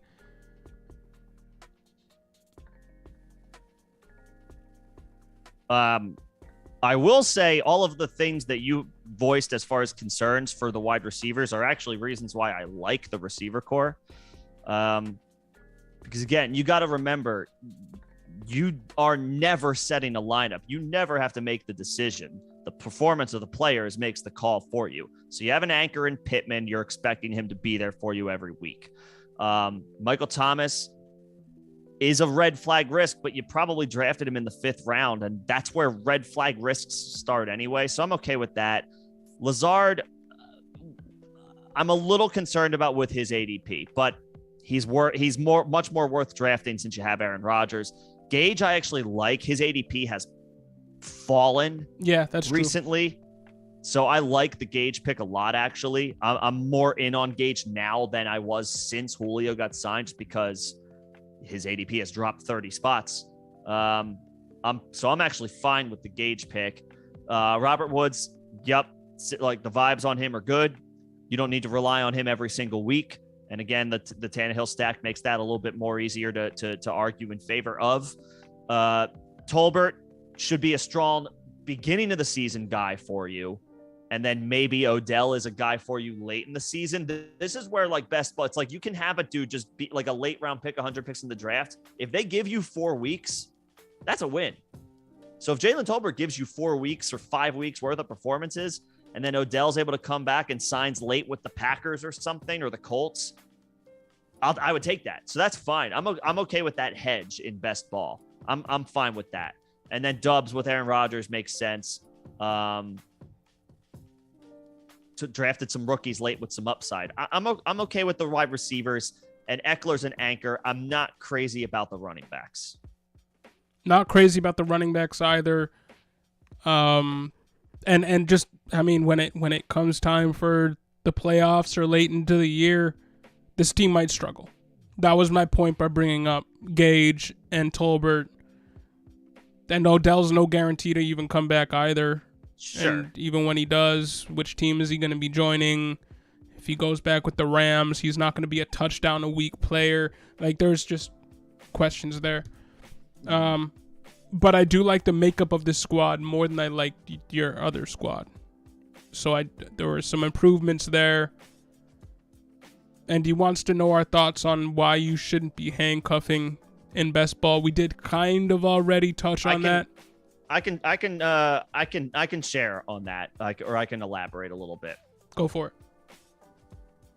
When you draft an entire backfield in a tournament, that's obviously an excellent strategy in redraft when you have to make a call each week on your lineup, on your starting lineup. You yourself have to set it. So if the starter's hurt, naturally, the next best option that you have available to you is probably the backup to that starter, the direct backup to that starter, instead of pivoting to another option on another team.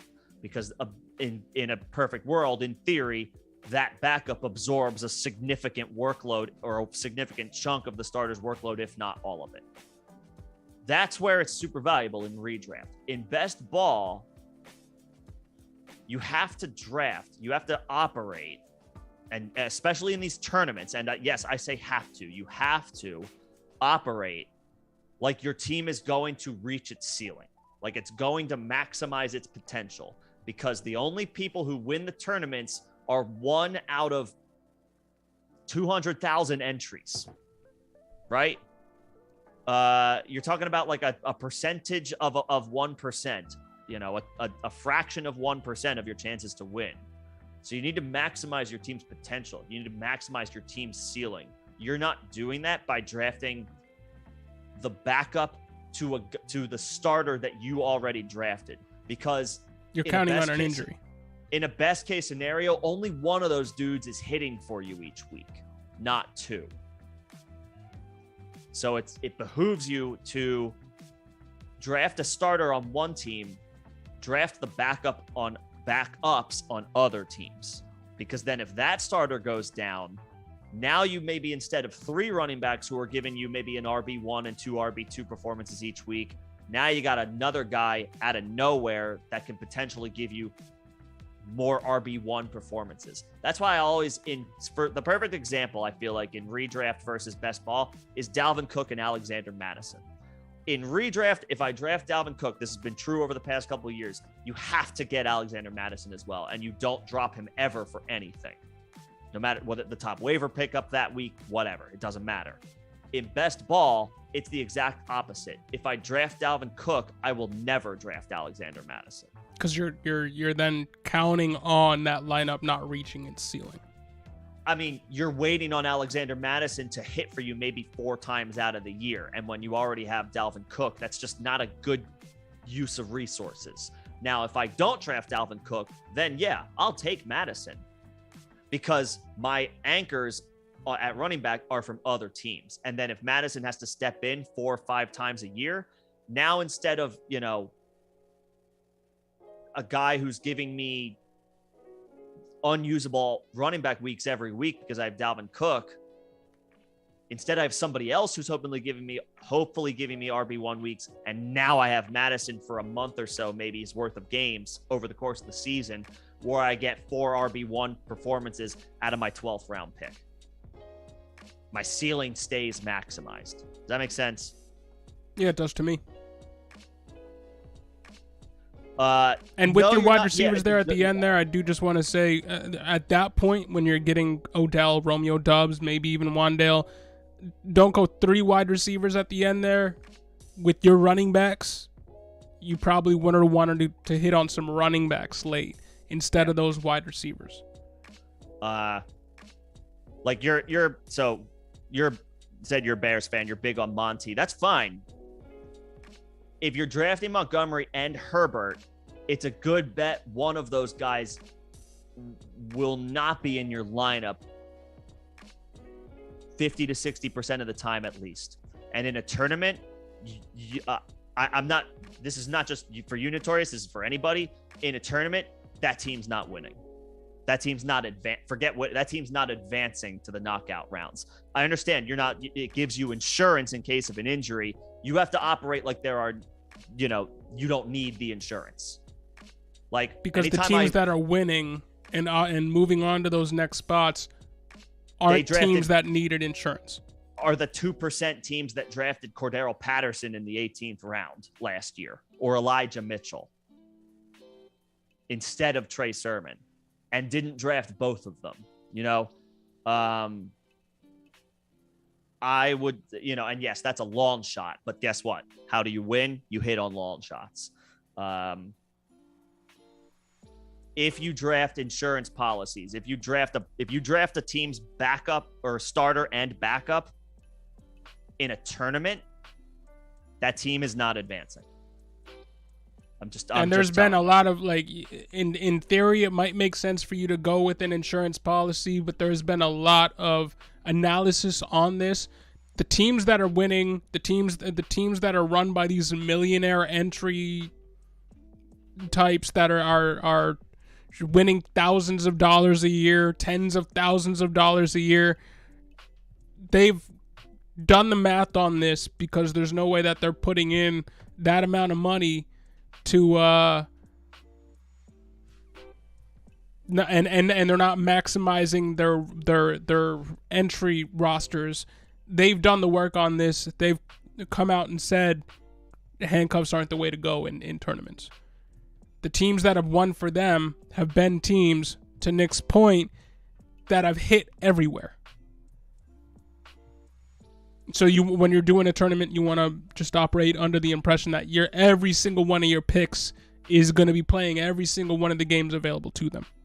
Yeah. And to the last question, and then we're going to get to other questions and comments about, getting a late round pick. You're hoping for 4 to 5 weeks of production anyway. Yes. While your first round pick is also still healthy. Yes. Not at the expense of your starter being healthy. Yep. See where the difference is? In redraft, your thought process is exactly where it needs to be. Absolutely. In best ball, you need to swerve a little bit. If you draft David Montgomery, don't draft Khalil Herbert. If you don't draft David Montgomery, take some sprinkle in Khalil Herbert. You can still be a Bears fan and expose yourself to Bears players. Yeah, and he knows. I think he knows that. Yeah, it's just, best ball tournaments are a different game. They just are. The rules are a little bit different. Difference. Yeah. That's the difference between best ball and redraft. I want to maximize my team's ceiling. I can't do that if I draft insurance policies, backups to starters that I also draft. That's the thought process. If you want to advance, you gotta diversify. And Nemo's coming back with another CMC offer. Swap the pick swap the 2 seconds for Aaron Jones, ETN, and Diggs for CMC.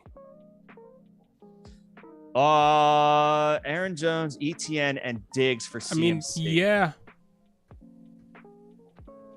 I think so. Even if you're not getting those picks, like the combination of Aaron Jones and ETN plus Diggs. Yeah. All right. Fine. Yeah, that's a win now move. Fine. And for Cam Akers and AJ Dillon to get Aaron Jones, ETN, and Diggs is a win. And if you're looking at it as a whole, A equals C. Yeah. Yeah. I would go with that. Yep. And then trade Aaron Jones halfway. Aaron Jones is superior to 2 second-round picks. And after this year, after the year that we're projecting for Aaron Jones, because of the lack of receivers and receiving options in this offense for the Packers, we're expecting Aaron Jones to hit his ceiling. And in this offseason, despite the fact that he's going on 28, you should still be able to divest yourself of Aaron Jones after this year for more than 2 seconds. So that's a win. Yeah, I would take that. Yeah. Yeah, I would take that. And so, Tober, what's going on, man? going on? Good to see you in here. Who should I keep this season? Chase, Jefferson, or Debo? That's tough, man. But give us what's the cost for each? I'm guess in a vacuum.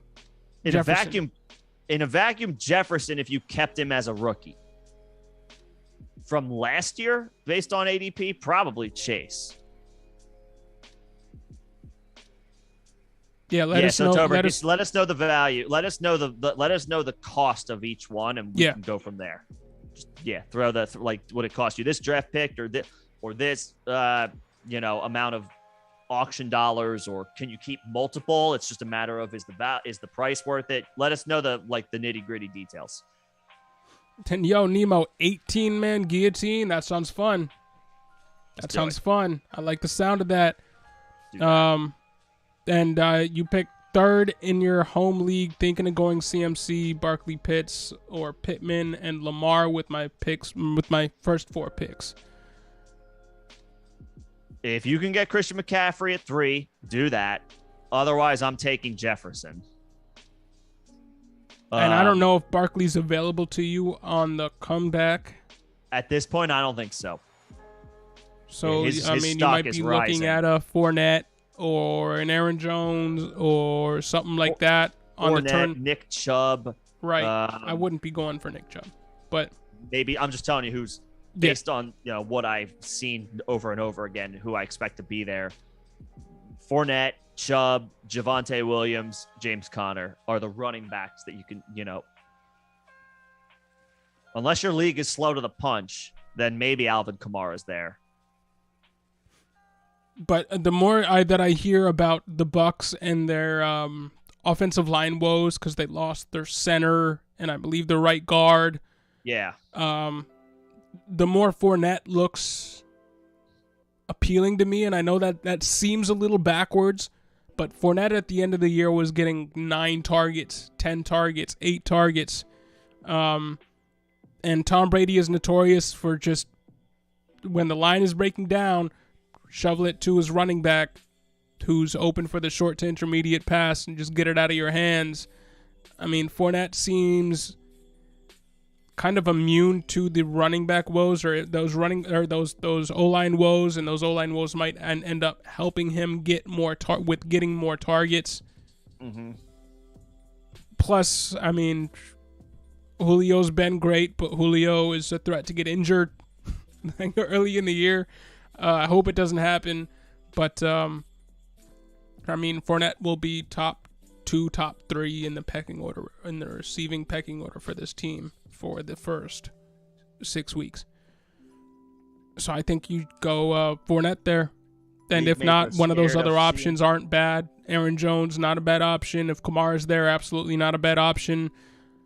I bet they're both gone. On the turn around from that, in the 3rd round, Pitts, not a bad option, or Pittman, not a bad option, and Lamar Jackson with your 4th pick. If Kyler's there, I think that's the way to go. Or if you can wait till the 5th round. Yeah. If you wait till the 5th, this is what I'm doing. Wait till the 5th round. Hope that Lamar and Kyler are there. You can take your pick between the two. If both are gone, wait till the 6th round, get Jalen Hurts. If Hurts is gone, wait till the 7th round, grab either Burrow or Trey Lance. Yeah, and King of the J, what's happening, man? Is Brian Robinson or Dubs worth rostering in a 12-team half PPR league? If so, who should I drop from my bench? Breece Hall, Kenneth Walker, Alexander Madison, Isaiah Pacheco, Robert Woods, Darnell Mooney, George Pickens, Sky Moore. I would say, man, is this? I mean, I think you drop Pacheco for Dubs. Pacheco's the drop, yeah. Or for I was gonna say for either one. For either one, take your pick. I mean, whoever if you're stout at running back and you've Hall and Walker on your bench, so you might be stout at running back. If is Breece Hall on your bench? Yeah, it's kind of wild, but if Breece Hall's on your bench, then Pacheco should be the drop for Dubs. Yeah, and considering you're rostering, then you're already rostering 2 rookie wide receivers, neither of which, I mean, both of which could just fail to fire early on. And Dubs looks like a guy who should fire early on. He's certainly going to have the opportunity. Sky Moore, a little bit more of a question mark. Pickens, we need to talk a little bit about Pickens. We do need to talk about George Pickens because I don't think we were high enough. Well, you were talking him up in the pre-draft process. I had him above Jahan Dotson real early on as the guy that I wanted at the turn. Early in the second round, right at the turn, and I never went off of that assessment. I always wanted him as a target at the turn, and between him and Jahan Dotson, I wanted Pickens. Yeah, and he looked legit in this. And not only is it just we got to take preseason games with a grain of salt, or 2 or 3. George Pickens, 3 receptions, 42 yards, 1 touchdown. The touchdown was a highlight reel play. The out route, one of those out routes on the side, looked like a Jamar Chase-like grab, where he just contorted his body, high pointed the ball, didn't leave his feet, just kind of did a pirouette on the sideline and fell out of bounds. Did you see that one? I did. It looked like it looked Jamar Chase-esque. Big time body control. His hands are as strong as anybody's in the pre-draft process. He's murdering people in the blocking game. Did you see? Yeah, he's putting people on their ass as a blocker. He's taking dudes and basically throwing them, like pancaking them. And just to take this off of just what he did in the preseason game, because that is preseason. In practice, he's killing it. He's going back to back, catching passes against Minkah Fitzpatrick, who's one of the best players in the secondary in the league. One of the best defensive backs. And then there was a report he went back to back, catching passes against him, and then screamed at him, "Don't say shit." and then apparently Cam Sutton, who is also underrated cornerback, immediately said, "Let me go up against him." Pickens burned him, caught the pass. Cam Sutton said, "Yo, I want it again. Let me go against him again." Went against him again. Pickens mossed him. So it's just like it's happening in practice against really good cornerbacks, against a really good, historically really good defense. And it's happening in preseason. I mean, he's doing everything right. He's making anybody who picked George Pickens look smart. Making the Steelers look smart. Again, looks like a win for the Steelers GM, for their evaluations, for their scouts. Nobody knows receivers like they do. And in the game, no Deontay Johnson, no Chase Claypool, so he might not get these kind of stat lines on a week-to-week basis in year 1, but the dynasty prospects look real nice. I mean, 3 for 40 and a touchdown in half of his games is absolutely within his realm of possibilities. Yeah, it is. It is. I think I did a video on him yesterday. I feel like I almost didn't do him justice because it didn't pop. But that's another story. At this point, you're trying to take shots on guys like with all kinds of upside, 100 picks into a draft anyway. Just take him in the 11th round, and if it doesn't work, then it doesn't work. At least you swung for the fences. And he's in redraft. Everything is right on him right now. Yeah. The practice reports, the preseason reports. I mean, what he's doing when he's not the target, pancaking opposing wide receivers who are 20 yards away from where the run is actually happening on the field. Yeah. It's just, the guy looks good, man. Yep. And he's talking shit to vets, to good vets on the other side of the ball. You love to see it. Yup. But no, I would drop Dubs. I would drop Pacheco for Dubs. I don't know if I would drop Brian Robinson or drop Pacheco for Brian Robinson, because that just seems kind of like a lateral move. I know Brian Robinson had a good game in his own right. you just don't need the running back depth if Breece Hall's on your bench. Right, and Pacheco is trending to be the Chiefs' RB2, whereas Brian Robinson, would you rather have the Chiefs' RB2 or the Commanders' RB2/3? Yeah. Who isn't going to be doing anything in the receiving game? Yeah, give me the guy who could be the Packers wide receiver 2 this year. Yeah. That's the way I would go to. But thanks for joining us. Absolutely. Nemo, your league mates are scared of both CMC and Barkley. Hey, if your league mates are scared of Barkley, go and get Barkley. And if you're trading away CMC for Aaron Jones, Travis Etienne, and Stephon Diggs, see if you can move Aaron Jones and Etienne into Barkley. No, this is a different league. He's got Saquon already. Word. Okay. On that roster. Saquon, good. Aaron Jones, Travis Etienne, and he adds Stephon Diggs to DJ Moore, Elijah Moore, Drake London. Yeah, that's a solid, win. Very solid. Kyle Pitts. I would still. I forgot. I almost forgot. I would still swing back and be like, or did he trade his first round pick too? I'd throw Alberto. I'd still be like, Alberto's still on the table. Yeah, you can move from a position of strength there at tight end and still be fine for this year and pick up maybe a couple of seconds. If you're getting Aaron Jones in the deal, maybe not, but throw in Alberto, throw in a 25 second and get that first round pick. Yeah. But speaking of the Commanders and Brian Robinson, because we're at the end of the chat, almost at the end of the chat here, and I do want to talk about a couple more of these games.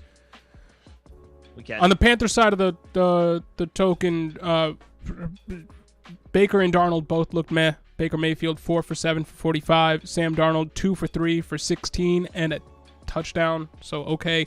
Matt Corral threw 9 passes, completed one of them for 11 yards. Looked frankly terrible in the first preseason game. His dynasty stock has fallen. So I did just want to let that be known. There is a reason why they went out and tried to get and acquired Baker Mayfield, even though they had Sam Darnold and invested draft capital in Matt Corral. Corral looked pretty bad. On the flip side, Brian Robinson's stock is up. Yeah. 6 attempts, 26 yards and a touchdown, plus 2 receptions for 15 yards. Antonio Gibson on the other side of the coin, 4 rushes for 2 yards and a fumble. And Not 1 good. reception for 2 yards. Now he's playing on special teams just like David Montgomery. Yeah, he was lined up as a gunner earlier today. Now I did see that toward the end of practice he was back with the ones, but it was admitted by one of the beat reporters. It was like, this has been a strange practice today for him because he did start on special teams.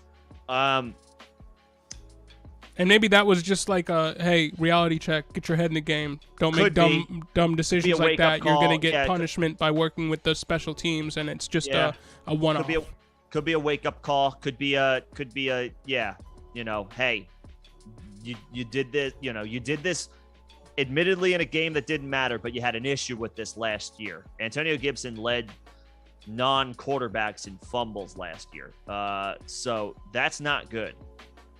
And he did it again week 1. So maybe it's a wake-up call. Maybe it's a sign of things to come. This could just be a disgusting committee. If this plunges Antonio Gibson's ADP closer to, say, in between 90 and 100, I'm still willing to take that chance. Yep, yeah. I'm still willing to take that shot. Obviously, it feels kind of gross. He's in that Josh Jacobs category of like, ew, but I think so, but also I don't know. As far as like, as if he falls, I'll draft him. But yeah, it's concerning that this has been the development, especially with J.D. McKissic back in the fold and after they drafted Brian Robinson. But who knows? We've seen guys have big preseason games before, only for it to not materialize. And we've seen guys have bad preseason games that didn't matter. Yeah. So ultimately it was put behind them. So, and in this game, no Jahan Dotson sightings. So, okay. Okay. whatever. We just didn't see him. That's fine. Yep. Not too worried about him yet. Yeah, not too worried about him. With Gibson, let him go by in the 7th round. But if he's there in the 8th or even better, the 9th or 10th, I'm probably no longer later than the 9th. I'm willing to take that shot. And Notorious TBG, I guess that stands for Tom Brady GOAT. Tom Brady GOAT. All right, I like that. He says, thoughts on Mo Alley Cox, tight end 1 season? I mean, we think so. On board. We've been vocal about it. On board. Does he crack the top 12? I don't know. Does he have the upside to do it? Yeah, of course. I think he's one of the best value, although his ADP has started to climb recently. It's still not significantly, it's not high enough where I'm worried about it. I'll still take those chances. Matt Ryan loves throwing to tight ends, has supported tight end 1s throughout his career, not just Kyle Pitts, but also Austin Hooper. And there's, we can talk up Paris Campbell and Alec Pierce all we want, but we can't sit here and definitively say that either one of those guys will be the team's number 2 in the passing game this year. Probably, like between one of the two of them, I guess so. But again, we can't sit here and definitively say that. So I'll take a shot on the big tight end who I feel like Mo Alley Cox is like 8'7" out there. He just always, I'm like, this dude is huge. He is a tank out there. And by all accounts, the tight end room for the Colts hasn't looked the greatest in practice. Jelani Woods caught a touchdown. Jelani Woods went 2 for 22 and a touchdown.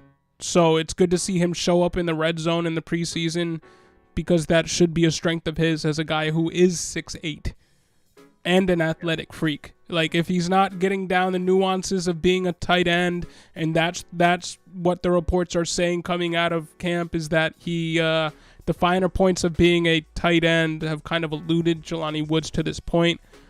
Just fine. But being a monster in the red zone, if that's what you can bring to the table in the game when Mo Alley Cox ain't playing, all good.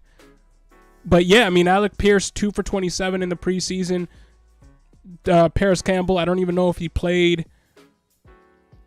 The number 2 receiver. He did play. He did. Play. Okay. Yeah. The number 2 receiver for this Colts team is up for grabs, and it could by default be the tight end Mo Alley Cox, who has been a decent depth guy for years. It's just that Jeff Doyle, what's his name? Jim Doyle, what was his name? Jack Doyle. I knew it was Jay Doyle.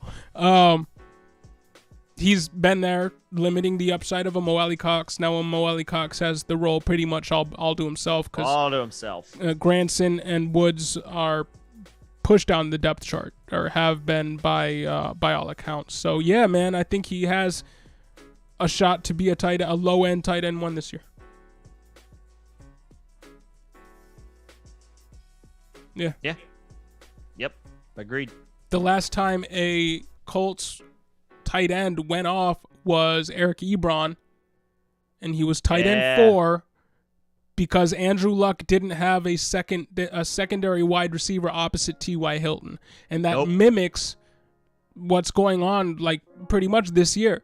Matt Ryan, not what Andrew Luck was in his prime, obviously, but might not have MVP. That's true. Former Super Bowl attendee, at least.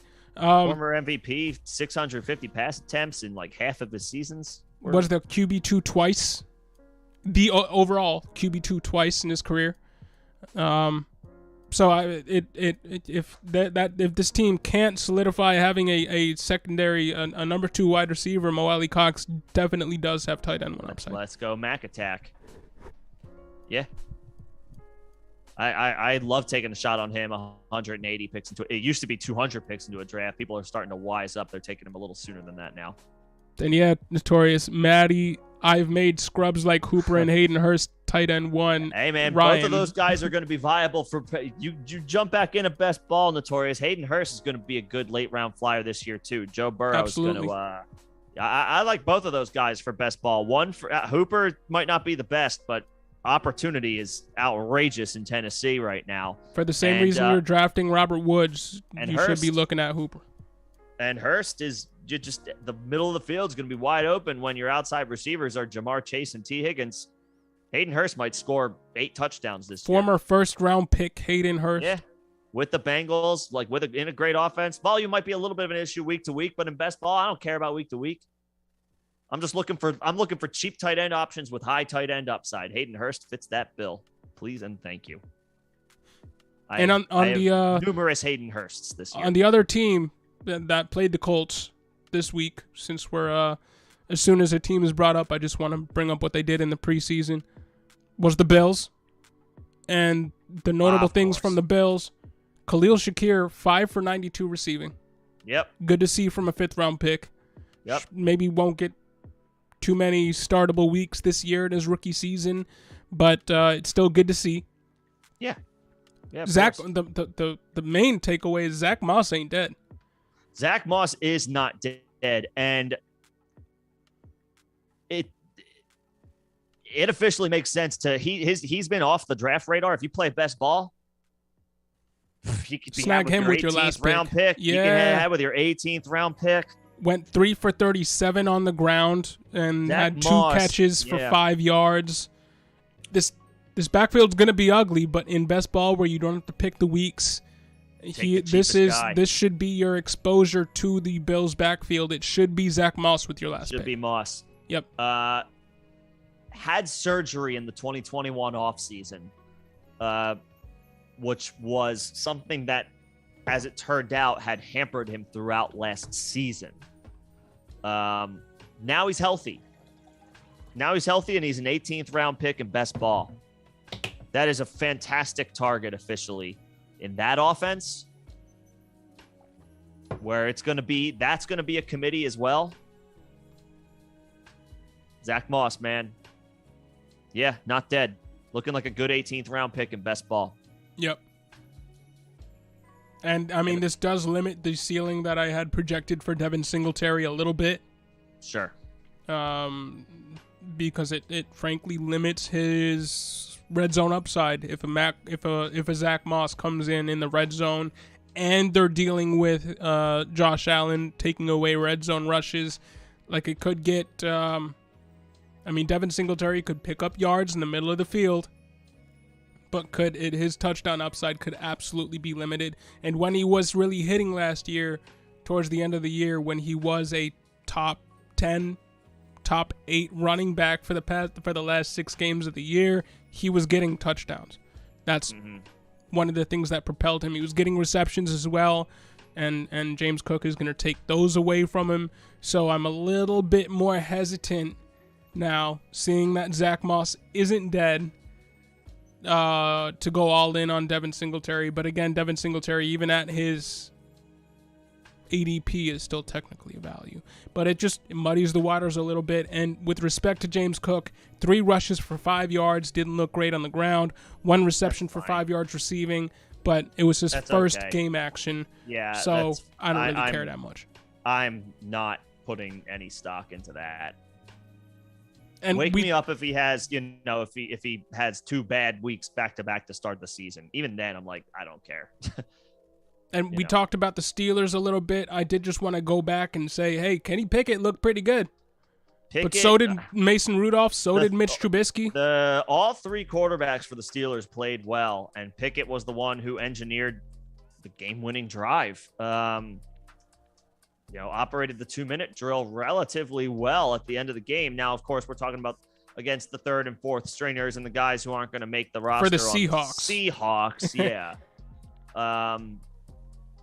But you still got to go out there and do it. I mean, Pickett himself was playing with 3rd and 4th teamers, so you still have to go out there and execute and put something on tape, and Pickett absolutely did that. 13 of 15 for 95 yards and 2 touchdowns, yeah. Yeah, I mean... if he didn't have the Steelers' attention as far as like when his timeline needs to be, I think it's fair to say that he did that on Sunday or Saturday. When did they play? This past weekend. But neither of the other quarterbacks Yeah. really you shit the bed. I mean, Mason Rudolph 9 for 15, No. 9 of 15 for 93 yards and a touchdown, and Mitch Trubisky, who started the game, went 4 for 7 for 63 yards and 1 touchdown as well. So none of the quarterbacks looked bad. I don't think anybody lost a role based on what happened this past week. But Kenny Pickett definitely solidified himself as somebody who should get a look sooner than later, all else equal. Yep. And on the other side of the ball, since Nemo says Kenneth Walker dealing with a hernia. Saw that. Interesting. Yeah, Kenneth Walker missed. Today is the first practice that he missed. Pete Carroll called it quote a little hernia issue unquote. Little could mean a million different things in this scenario. And it's Pete Carroll who is glowing about literally everything he talks about with respect to his players. Yep. So we'll see how that goes. Maybe he's back at practice soon. We'll see. And Rashad Penny, for what it's worth, did return to practice today for the Seahawks. So Kenneth Walker, 5 rushes for 19 yards and 1 reception for 11 yards receiving in the Steelers-Seahawks preseason game. Pretty good. It's pretty good. DJ Dallas looked pretty good. 10 rushes for 73 yards and 1 reception for 17 yards. That reception was a touchdown reception. So, I mean, him being somewhat in the fold too, I think this backfield might be a little bit more of a mess than people were projecting earlier on, because just like we weren't projecting Zach Moss to be involved, nobody was projecting DJ Dallas to be involved, but he might just muddy the waters as the receiving option and somebody who can mix in on certain downs. Somebody who was a very good blocker coming out of college. He could just muddy the waters there. So just something to take note of, especially with this injury news for Kenneth Walker. Might be short term, could linger. We don't know. We don't have enough information to say anything about that now. But the quarterbacks, Drew Lock looked better than Geno, but neither looked great. Great. Drew Lock 11 of 15 for 102 yards and 2 touchdowns. Geno Smith 10 of 15 for 101 yards, no touchdowns. Edge to Drew Lock, he threw 2 touchdowns. I don't really know what to make of any of that though. There's not much to make of it. This is the most boring quarterback camp battle of the season. Whoever wins it, it's not going to be good quarterback play. I would expect that whoever wins this job week 1 is not necessarily the quarterback for them week 18, maybe even by week 4, 5, 6. Like, they're going to alternate between these guys throughout the season. It's going to be ugly. It's going to be gross. DK should come through, but it's probably going to be ugly some weeks. Same with Tyler Lockett, although probably to a lesser extent. The running backs, one of them should be fine each week. Penny has to stay. Penny is officially in a situation where he has to consistently prove he can stay healthy. Last year was the first stretch of more than 6 or 7 games in a row of his career where that happened. And then Walker's a rookie, and Pete Carroll is unpredictable with rotations and things of that nature. So This offense is going to be frustrating outside of DK Metcalf.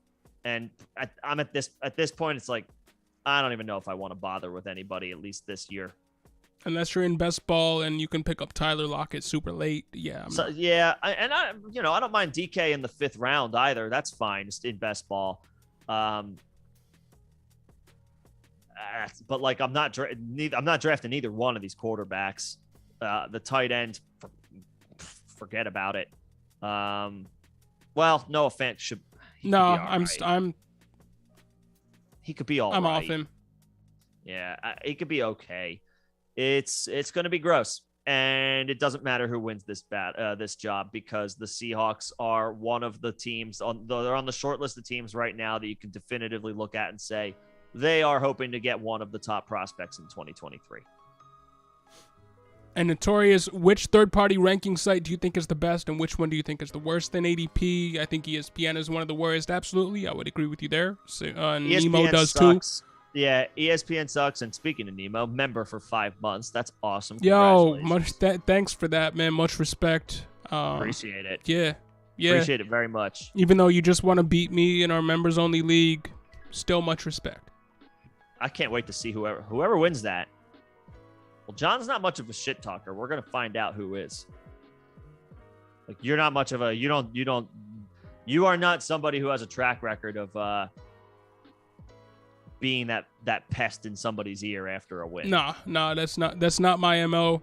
But I might have to break out of my special occasion. Right. I might need to show Nemo what's really good once I beat him.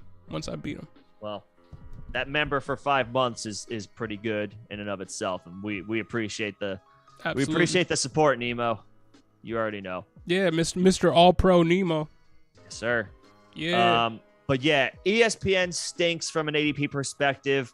I personally, as much as I love Sleeper as an app, I think their ADP stinks. I do. I think it's with respect to Sleeper, everything else is so good. Everything else is elite. And knowing that they continuously update their interface and are always working on these sorts of things, I expect their ADPs to get better as we move forward with Sleeper.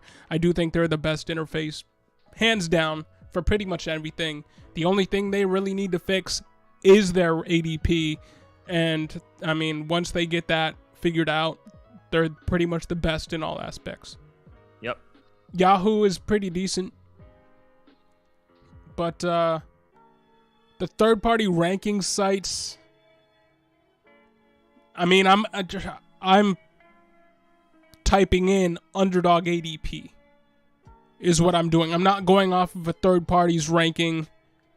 I'm going to the 4for4, I believe it is. And let me just delete these spam. Can we? Got it. Oh wow, we just got They're blasted. really hitting us. All right. Put user in timeout. You in a timeout. Yeah, or how do we ban them? Yeah. Yeah, we'll see. Hide user on this channel. Got it. Yep. Channing Tatum. All right. Don't worry, guys. We got the bots taken care of. But yeah, I'm going to 4for4's underdog ADPs. Underdog's good. Yahoo's and just rolling with that. But Yahoo's all right. But I don't always go to them. They're better than ESPN. That's for damn sure. It's not hard. Yeah, it's not difficult. But Yahoo is better than ESPN. I'm going to underdog first, though. Yes. And Notorious, are you off Zeke in the third, have PPR? In the third, yeah. In the fourth, no. Yeah, that's exactly what I was going to say. Just wait around. Just wait one round. Still worth it in the fourth, but not in the third. You can get better value in the third if you're shooting for RB in the third. Mm-hmm. Yup. In the third, if you want a running back, take ETN. I officially have ETN over Zeke in my redraft rankings for this year. Take ETN, especially in full PPR. I think he's going to have a big season. And Nemo, you really want to start? You really want to start Mr. Drew Lock at quarterback too? Yikes! You really want to start, man? Big yikes! Is that who's gotten his super flex? I believe so. Uh-oh. Oh yeah, you have Josh Allen. Well, you have Josh Allen and Drew Lock. Split the difference. It's not bad. No, it's not. When you combine the best and the worst, you're decent. Middle of the pack. Law of averages, right? But you shut your mouth. Don't use sleeper ID or ADP. Your use sleeper underdog does not yet. use. They do not use underdog ADP. I read that wrong, but no, they don't. They don't use underdog ADP. If they did, Michael Pittman and Mike Williams would not have ADPs where they are. George Bateman. George Kittle wouldn't be drafted over Darren Waller. There are several discrepancies with Sleeper's ADP. If I don't think they pull from Underdog. I don't think so. Because Sleeper conducts their own drafts. So they've got their own data that they can pull. They've got their own data that they are pulling from.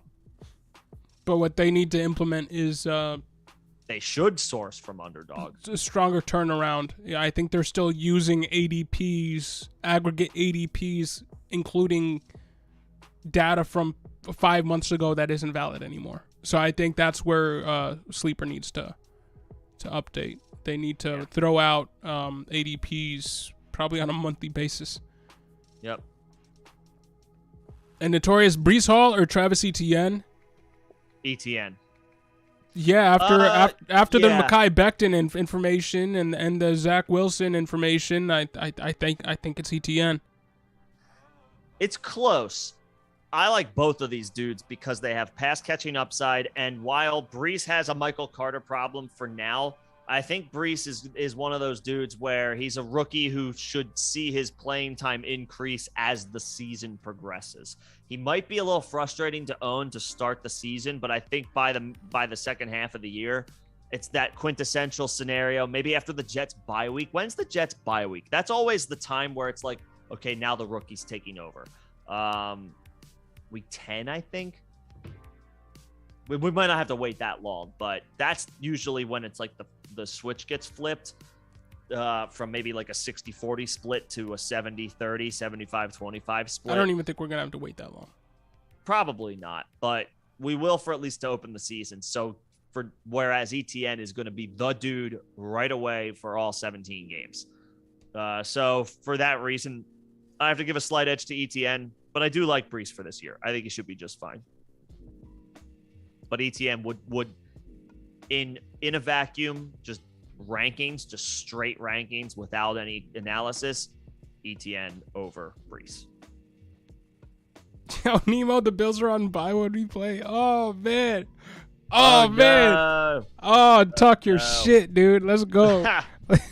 Oh, no. That just backfired for you in a big way. Talk to Mike, Nemo. No, don't give him any help. Do not give him any help. Well, if he needs, yeah. I just want to see as fair of a fight as I possibly can get. Then Nemo has Mitchell Trubisky. All right, who? I mean, it might be the Kenny Pickett. It might be the Kenny Pickett show by then. But I wanted to go through a few more of these preseason games because there were some other happenings in these preseason games. Titans-Ravens also happened on Thursday. Didn't get to watch this one, but Malik Willis went 6 of 11 for 107 yards and also tacked on 5 rushes for 38 yards and a touchdown. Pretty good. Looked pretty good. Remains an exciting dynasty stash, even though he tumbled down in the NFL draft from a first-round pick, early first-round pick projected to the third round. So all is not lost for Malik Willis. Biggest loser in this game, Treylon Burks. 1 reception for 9 yards. The Titans rested Robert Woods and Westbrook Akine. Westbrook Akine didn't play, so. Des Fitzpatrick and Racey McMath were the starters. I wouldn't fade you for not knowing who Racey McMath was. But then Kyle Phillips was next man up. He was the first wideout to enter the game in 3 wide sets. And then Burks got playing time. And he played until into the fourth quarter, which is just not good. It's just not good.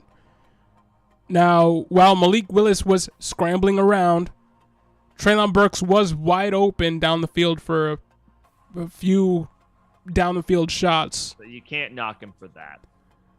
So the stat line doesn't look good, but he could have easily had 70 yards and a touchdown on 2 receptions. Mm-hmm. But it's still not good. The buying window continues for Treylon Burks. Buy low, I believe, on Treylon Burks. Sooner than later, he will rise up the depth chart just by nature of him being the guy they traded away A.J. Brown for.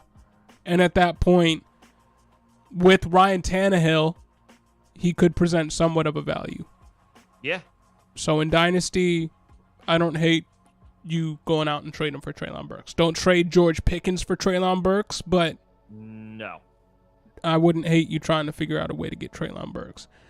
What if somebody came at you and said, let's say you have, or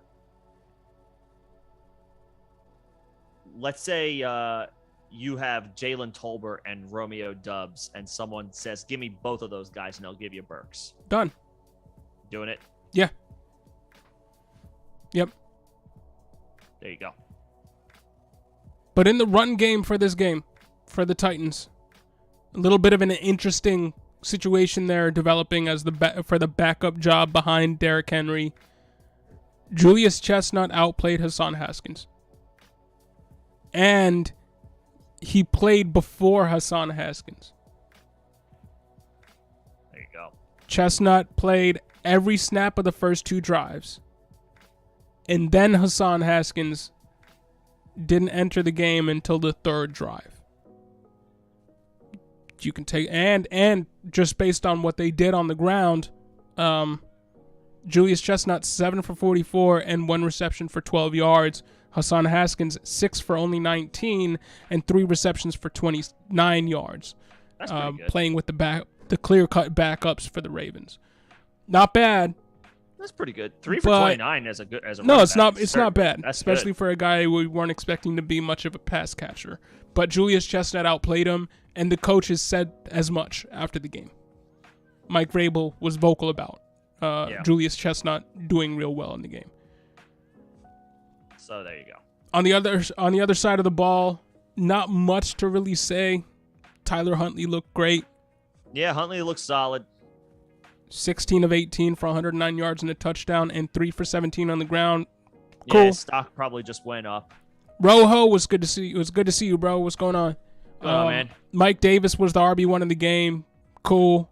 And Isaiah Likely, for you Isaiah Likely fans out there, he went 4 for 44, so he was involved. He was likely involved.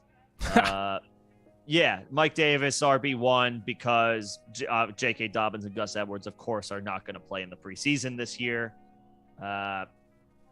So Davis is going to get some reps, some opportunities. It is, I would say, somewhat noteworthy just to note that the Ravens did release Corey Clement today, or maybe it was yesterday. So yep, it's a vote of confidence, certainly for Dobbins. Maybe for Gus, but I would say more so certainly for Dobbins. As long as both are trending in the right direction, that's a good sign. Right. So Corey Clement released today. I don't think they would have necessarily made him a cut down to an 85 roster limit when you can still carry 85 guys if they didn't feel confident about the dudes that are ahead of him. Now, in the Falcons-Lions game, Mariota went 2 for 2, so he was perfect, but only threw 2 passes for 36 yards and rushed 3 times for 23 yards and a touchdown. Mm-hmm. Typical Mariota day. That's a Mariota line for a quarter of a game. Yeah. Ritter passed 22 times, completed 10 of them for 103 yards and 2 touchdowns. Not bad. Went 6 rushes on the ground for 59 yards. Yeah, that's the fun part. He looked good. And he looked like a future fantasy starter, as long as he is starting for the Falcons. Yeah, and if there's any situation where it makes sense for one of these third-round rookie quarterbacks to play, it's Atlanta. Because they're on the short list of teams playing for the future. Mariota is not the future. What is if the Falcons are 1-7 or 2-6 in their first 8 games? What is the point of continuing to roll out Mariota? You might as well find out what you have in Ritter. At worst, he's not a good player, but he's still a quarterback who's going to retain some value as a young developmental piece. At best, he gives you a few good games, gives you some things on tape, and you flip him for a second-round pick if you're the Falcons, because you draft him in the 3rd. Ritter should see game action this year. By week 8, I would say, if the Falcons against all odds are 3-5 and they're like stupidly they're telling themselves that they're only a couple games out of the wild card and they're going to keep competing. Okay, fine. But if they bottom out early, Ritter's going to get in there. Oh, like sooner than Corral, probably sooner than Willis, because the Titans have, for better or worse, the Titans have expectations this year, having just been the number 1 seed in the conference last year. Over Willis, over Corral. Ritter's got a shot better than any of them to see significant playing time this year. And notorious with the important questions. Definitely Sativa. I'm a Sativa fan. I am definitely a Sativa fan. I agree. I guess I prefer I don't know. I got to be in a certain kind of mood for indica. Basically, I got to be doing nothing all day. It's raining. It's raining, yes. And there is no incentive to get off of my couch. Or be creative. Like, you just want to... But see, even then, when I'm creative, then my body's tired. No. I'm saying if I want to be creative, I want some sativa. Oh yeah. I agree with you. Yes, Spammers if I want are to be creative. back, yo. Dude, this was a problem for me when you were visiting family. This was a huge issue for me when you were visiting family, and I was holding down the fort for one of the streams a couple weeks ago. Hey, if we're getting spammers, it means we're doing something right. Hey, really? But I don't know. I don't know how much truth there is to turning that. a negative into a positive, but definitely sativa, man. What about you? Yeah, I would say that's my preference as well. Nemo, I can't switch the schedule, but good luck. He could change a lot of things, but even if he could change the schedule, I am also a commissioner in the league and would just change it back. You would just flip that shit right back. Yeah. And Rojo, who scores more fantasy points, Patterson or Algiers? Patterson for me. Patterson. I have warmed up to this. Is one of those scenarios where you take the guy in that backfield with the highest ADP, because the guys with the lowest ADP are so unknown. Like Avery Williams is getting first team snap. Like maybe a month ago, it was reported that Algier could win the starting job, and he might still. But Avery Williams, am I saying that name correctly? Was getting first team run. The guy it's gonna be Patterson in this backfield, and it might be ugly. And obviously Matt Ryan is a much more competent thrower of the football than Mariota or Desmond Ridder. So hopefully Mariota, who is a check down king, can be accurate throwing it to his Swiss Army knife weapon in Patterson. He's the guy to have in this backfield. I don't Patterson, know how much I would the fact that replicating last year's numbers, though. The fact that they have basically taken all of the preseason and camp workload off of him means to me they want to use him early and often as soon as the season starts, when it actually counts to have him on the field. Yeah. They wouldn't be holding him out of pretty much any physical practices or preseason games to have him sit on the bench come the regular season. And Tyler Algiers against Lions backups, who, remember, this is the team. Yes, Hard Knocks, super entertaining. Might be the most entertaining Hard Knocks I think I've ever seen. People like this year. But he went, and he didn't look bad. 3 rushes for 25 yards. Solid. I would still rather have Cordarrelle Patterson. Yeah. Hands down. On playerprofiler.com, again, grain of salt comps, all that. Best comparable for Tyler Algier, Zach Moss. Who is not dead. He's not dead, but he is one of the more easily replaceable running backs in the league. So you do have to keep that in mind. As soon as next season, Tyler Algier could be the RB2, RB3 on this team. Like the same thing, he was a 5th round pick. Zach Moss was relegated to the backup duties by year 2, and he was a 3rd round pick. So Tyler Algier, kind of a disposable, hammer in the backfield. And to that point, they're not going to be in scoring position all that much. So probably not. But even if he is a red zone guy option to go, guy. Yeah. How much upside is there with a rushing quarterback, no less? How much with 2? Yeah. Mariota and Ridder. Yeah. I'm kind of letting somebody else draft Algiers. He could be the goal line guy if they get into the red zone. If they get on the goal line. Patterson's going to be the hurry up guy. He's going to be the third down guy. He's going to be the guy in the game when the team is trailing, which is going to be a lot. The Falcons are going to basically intentionally. They're going to stink. They're not going to be good. They're going to stink. Yeah. They're going to be losing games a lot. When you are losing the game, you throw the ball. When you throw the ball, you put pass catchers in. Patterson is the pass catcher in this backfield.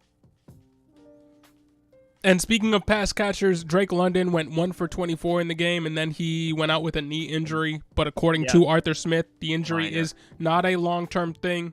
His words exactly. So nothing we have to worry about going into week 1. We just might not see him in preseason week 2. Yep. And on the other side of the ball, Swift looked great on minimal touches, as we would expect. 4 for 20 and a touchdown. But outside of that, not much to speak of. Devin Funchess scored a touchdown in the game and caught the second most passes for the Lions. That says all you need to say about the Lions receiving game.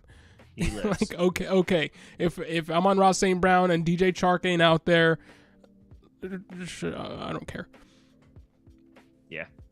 The Browns and the Jags. We haven't spoken much about Deshaun Watson yet. No. Yo, Rojo, I'm an Indica guy. I'm trying to be Indica couch. I have heard that before. I like that. I haven't heard that before. I like that, though. Funny. That's funny. You haven't heard that before? Nah, man. Into couch. Yeah, maybe I have, but I have smoked too much and then forgot it. So, in the realm of possibilities. But the Browns and the Jags, Deshaun Watson went 1 of 5 for 7 yards and was getting crazy chants thrown at him while he was out there. Deservingly so, but still. Didn't look good. Yeah. This is going to be, if he plays, which is still not out of the realm of possibility because we expect the Players Association to take this to court. Once we know what the third party arbiter or whatever decides as far as the suspension that the NFL wants to hand down. Once we know that, the Players Association will take that information, probably take it to federal court, ask for something. I think it's called an injunction. Yeah. I'm not a lawyer, so please correct me on that if I'm wrong, which basically, again, not a lawyer, so correct me if I'm wrong. It prevents the governing body from handing down any form of punishment until the legal process is played out, which means Deshaun Watson's way would be paved to play week 1. Wild. If he plays, and he'll be I think the Browns are on the road, right? They're in Carolina to start the season. Yeah, Baker Mayfield revenge game. This is, right. Fire up Baker Mayfield in DFS. Seriously. Deshaun Watson is going to deal with off-field distractions that he has never seen or dealt with before. And he's a year and a half removed from playing any football. Sure. So we're going to see what his mental fortitude is, because he's going to hear it whenever he plays from every fan base, probably including sections of the Browns fan base, portions of the Browns fan base. This is going to be a difficult year for him. And like you said, he's deserving of it. It would appear to be he's deserving of whatever vitriol fans want to send his way. We'll see what he's made of. Does he have the mental makeup to drown all that out? Generally speaking, athletes don't let the crowd bother them. It's not a part of, it's not a part of the game. Therefore, it's not something that's their concern. But this isn't just any athlete, and this isn't just any off-field issue. So we'll see. But one thing that did go well for the Browns, Jerome Ford looked real good. There you go. 5th round pick. 10 rushes for 57 yards and a touchdown on the ground, 4 receptions for 45 yards and a touchdown through the air. Looked better than D'Ernest Johnson did in the game. Is more athletic than D'Ernest Johnson. Ford should be the RB3 on this team. and very well could be the RB2 playing the Kareem Hunt role as soon as next season. So keep your eye out on Jerome Ford if you're playing in a deep a dynasty league. Jerome Ford is a good throw-in this year, who has a good shot to be the Cleveland Browns RB2 next season with Deshaun Watson. Sure. Yeah. To get to the chat before we talk about the Jags real quick. McKenzie over Crowder. Nick was right. Yeah. Nemo said before we get to that, before the spam got us, or did we bring up Shamar Bridges? Oh no, we didn't. I'm sorry, I didn't mean to skip that.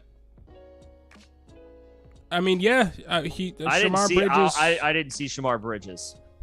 What did he do? I didn't see the game because when I went to turn it on, once the Patriots Giants game was into the third quarter, I went on to switch it over, and it advertised as having that game up, and then it was a Football Life for somebody. And so it was, wow, whoops. Yeah, but he caught 4 for 62 and a touchdown. Well, there you go. Hell, there you go.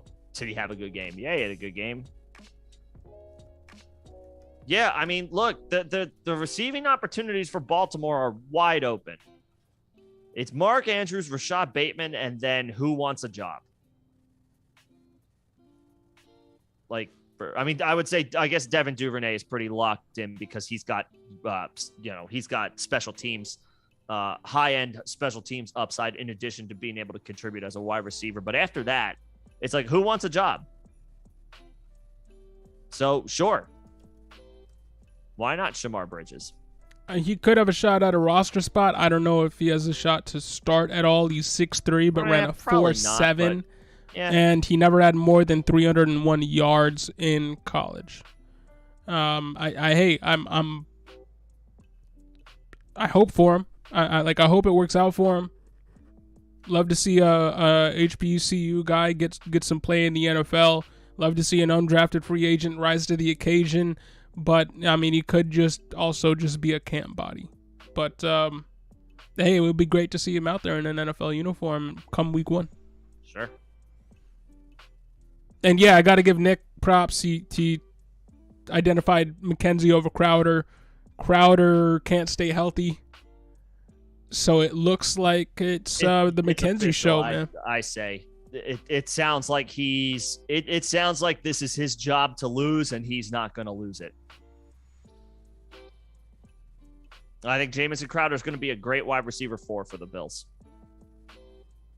McKenzie offers, I think, more upside. He's younger, been in the offense for several years now, so not a little bit more familiar prone.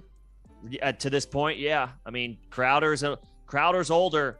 And when you have an injury history, like for an older player like Crowder, your chance of re-injury, even if it's for just one game, is incredibly high. So yeah, give me McKenzie. He's kind of a Rondell Moore clone. Sure. 27 years old, 4.4, 2 speed, 5'7". So yeah, I like McKenzie. The only thing is James Cook, come the middle of the year, could limit his upside as the go-to guy in the mid short to intermediate part of the field in terms of receiving targets, but still a good last round pick in the best ball. If the Bills continue to throw as much as they have the past couple of seasons, I have no concerns. Yeah, should be a wide receiver 4 at worst. Wide receiver 3 at best. He doesn't have a lot of variance there, but still somebody that I would have no issues investing in best ball. So there you go. I agree. Crumply Heads, what's happening? And what's going on, Riley? Thanks for chilling. Hope your vacation's going well. Hey, appreciate it, Riley. Yeah, absolutely. Enjoy. Go have a cocktail or 3. And yo, what's Josh Allen worth in Dynasty and everything?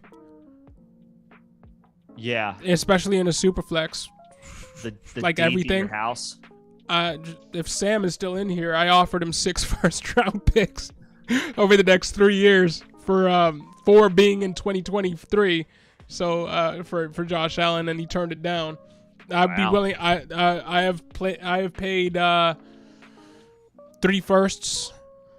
Not in 2023, one in each of the next 3 years in That's another league that I'm in for Josh Allen, plus I think a couple of seconds and some bit player.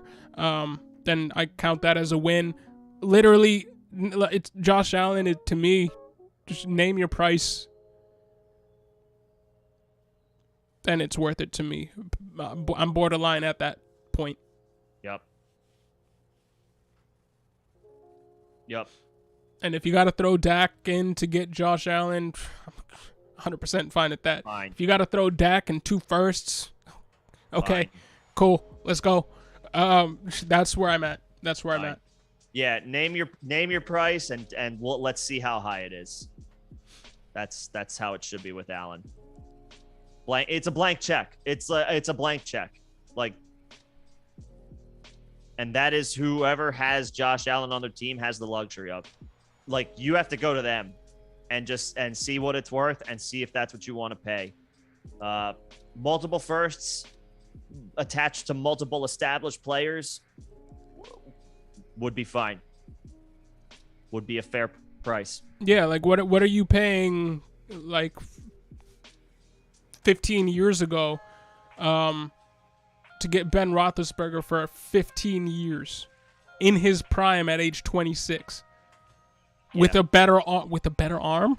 I don't know about that. Hey, I don't know. I'm a Bills fan, so it is what it is. But yo, I literally anything. Yeah. Anything.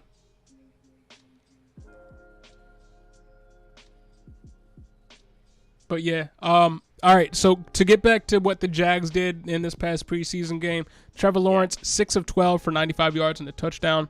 Okay, Browns defense is legit, was playing with the starters. So that's fine. That's fine. Travis Etienne averaged 2.6 yards per carry and caught 1 pass. Not the greatest, but it's the preseason and I don't really care. For Travis Etienne's fantasy value, I don't really care. Nope, not worried. I'm not worried. Don't care. Cardinals Bengals. This one's a little bit interesting as well because for all the Eno Benjamin hype, Keontae Ingram, 3rd round pick, outplayed him. Yep. He did in fact outplay him. 7 for 27 and 1 touchdown, plus 2 for 18 receiving for Keontae Ingram, and Eno Benjamin 5 for 14 on the ground. No receiving. Yeah. So, I mean, again, we can only put so much stock into all of these performances, but just worth it to call it out all the same. And Chris Evans on the other side of the ball, 8 rushes, -3 yards.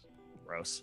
And caught 1 9-yard pass. So yeah, he's been a sleeper of mine for a while. It's still Samaje. Yeah. As the insurance to Mixon, it's still Samaje. We're hoping Chris Evans turns into Nyheim Hines. We're not hoping Chris Evans is ever a first and second, down back. And he's a long way from even becoming Nyheim Hines because Nyheim Hines is a top 3 option in the pecking order in the receiving game on that team, and Chris Evans will never be more than the 4th best passing option, even if Joe Mixon gets injured. And Joe Mixon, we're not predicting injury here. So, love the offense, like the prospect, has been a sleeper of mine for a while. At going on 25, will be 25 in October. He's not young. His sleeper prospects are fading for me. Not fast. Still has room for improvement, room to grow. But time is running out for Chris Evans to me. So just wanted to throw that in there. Back to the chat. Rojo, what's better to start? Did we miss? Sorry. I think we missed a notorious question. Oh, my bad. Ideal first 2 picks from the 10 spot. I don't think we got to this. Oh, my bad. Didn't mean to. I saw Indica and thought it was another week question. They're still talking. Which is totally fine, which is totally acceptable. But yeah, there was a football question in there. My ideal 1 to 2, the first couple picks from the 10 spot depends on the scoring. In standard scoring, I would say Najee and maybe Kelsey. Maybe Saquon's into that conversation, or, maybe Mixon's in that conversation if you want to go running back. In half PPR, Diggs and Kelsey, Diggs and Saquon, Diggs and Adams. Like Diggs in half or full PPR, if Diggs is there, he's top for me. I would probably rank it in half or full PPR. I would rank it in this order: Diggs, Kelsey, Adams, Saquon, Mixon, Najee, CD, Kamara. Yeah. But Kamara's got, probably fair to say, maybe a little bit more upside than Najee. Najee, I will say Pittsburgh workhorse running backs are notoriously, pun intended, RB1s on the season. So I do want to give Najee the respect of the situation that he's in. Plus, he did it last year. But Kamara we were drafting Kamara in the top 5 last year. So that's all I'll say about that. Diggs would be my first option from this group, then Kelsey, then Adams, then maybe I'll give it to Mixon, and then Saquon. That's who I want. I don't disagree. There you go. And now to Rojo's question. Sorry about that, Notorious. And you have another question there about when we're going to guest host on a Fantasy Pros mock draft. When we're invited to, I guess. Fantasy Pros? I mean, we could host our own mock draft. Yeah. We have hosted mock drafts throughout the off season. We could do another one. Maybe. So John's off this coming Thursday, so I'm going to be riding solo. All the software equipment is on his side, so maybe next Tuesday we could do a mock draft if anybody's interested. Yeah, we could do that. Little preseason week 2 conversation around a mock draft. And mock draft Thursday, since Nick is off next Thursday, could possibly happen, so we could do 2 mock drafts next week if y'all are open to it. There you go. But what's a better start to it? 12-man Superflex half PPR Dynasty startup. Burrow, Mixon, Saquon. Burrow, Devontae Adams, Higgins. Or Burrow, Saquon, Higgins. In a Dynasty startup, I think it's that last one, man. Burrow, Saquon, Higgins. Get the Burrow-Higgins stack for the future. And in Dynasty, if it wasn't Dynasty, I think I'd go for that middle one. But in Dynasty, I think I'd rather have Saquon than Devontae Adams with a new quarterback. So to me, it'd be that third option there: Burrow, Saquon, Higgins. Burrow, Saquon, Higgins. That's what I would say. Yeah. Saquon's got. I mean, Mixon was the RB3 last year. Saquon has higher upside than he. All things equal in a vacuum, everyone hits their ceiling. Saquon's and Saquon, I believe, is younger. I think he is, maybe by like a year. Mm-hmm. So in Dynasty, that's enough for a running back. Yep. Mixon's 26, Saquon 25. I believe that's what it is. Saquon's 25 and will be 20. He turned 25 back in February. Mixon just turned 26 a couple weeks ago. So, yeah. That last one would be a very solid opening for you in a 12-man Superflex Dynasty Burrow, startup. Saquon, Higgins. I'm good with that. I'm good with that over the other options. And Quinn Math, what's happening, man? You remember Quinn? 2 to 3 months ago, you told us to watch out for Brian Robinson, and look at it now. Yeah, look what's going on. I mean, yeah. Yeah, he's got a lot of. I mean, he played well. Gibson didn't. I mean, I'll take advantage of people being scared of Gibson. Or being scared of, away about Gibson. I'll draft him if his ADP continues to plummet. But yeah, I mean, Robinson looks to have a very significant role carved out. It's probably going to be a real gross committee in Washington, which is that's a positive that's a feather in Robinson's cap. That is definitely a detriment to Gibson. So yeah, I mean, nicely done on the call. He is not DeMarco Murray. You have to remember here, this was the first preseason game. He's not DeMarco Murray. He looked good in the game. We'll see what happens, and this is not going to be a good Washington offense. But yeah, I mean, he played well. He's carved out a role, clearly. He's definitely worth some shots in best ball. But I think Brian Robinson he's Gus Edwards-ish, could push for 700 yards on the ground. This year? Could be this year. I mean, maybe not quite that much because the Ravens are a successful team and rush more than pretty much every other team in the NFL. So maybe more like 600 yards on the ground, but enough to put a dent into Antonio Gibson if all goes well. But yeah, DeMarco Murray, he is not. He reminds him of Murray. Sorry, he corrected himself. He reminds him of Murray. Yeah, I mean, I guess the Commanders are interesting. They have a really good receiver in Terry McLaurin. They have an interesting collection of talent in the backfield.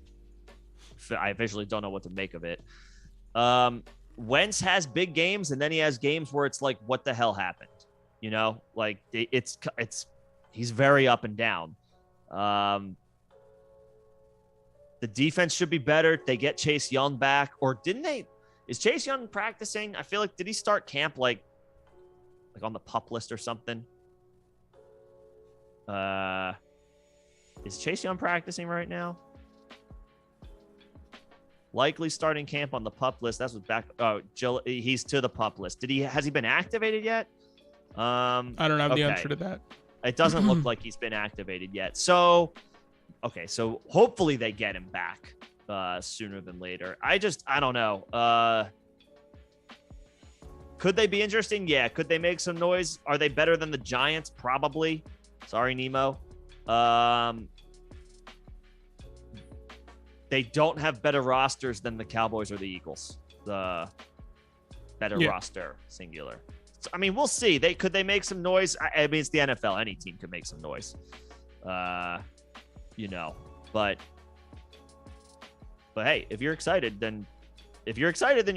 And if you like Brian Robinson, then Brian Robinson didn't give you any reason not to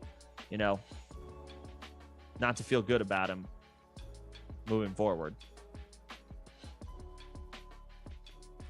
Yeah. But Rojo, why does A.J. Dillon go so low? Wouldn't you say his situation is a lot similar to Javonte? A.J. Dillon is 24, so there's 2-year difference, but I don't see how Javonte goes in the first and second in startups, but A.J. Dillon's a 5th and 6th round pick. It's because Aaron Jones is the starter.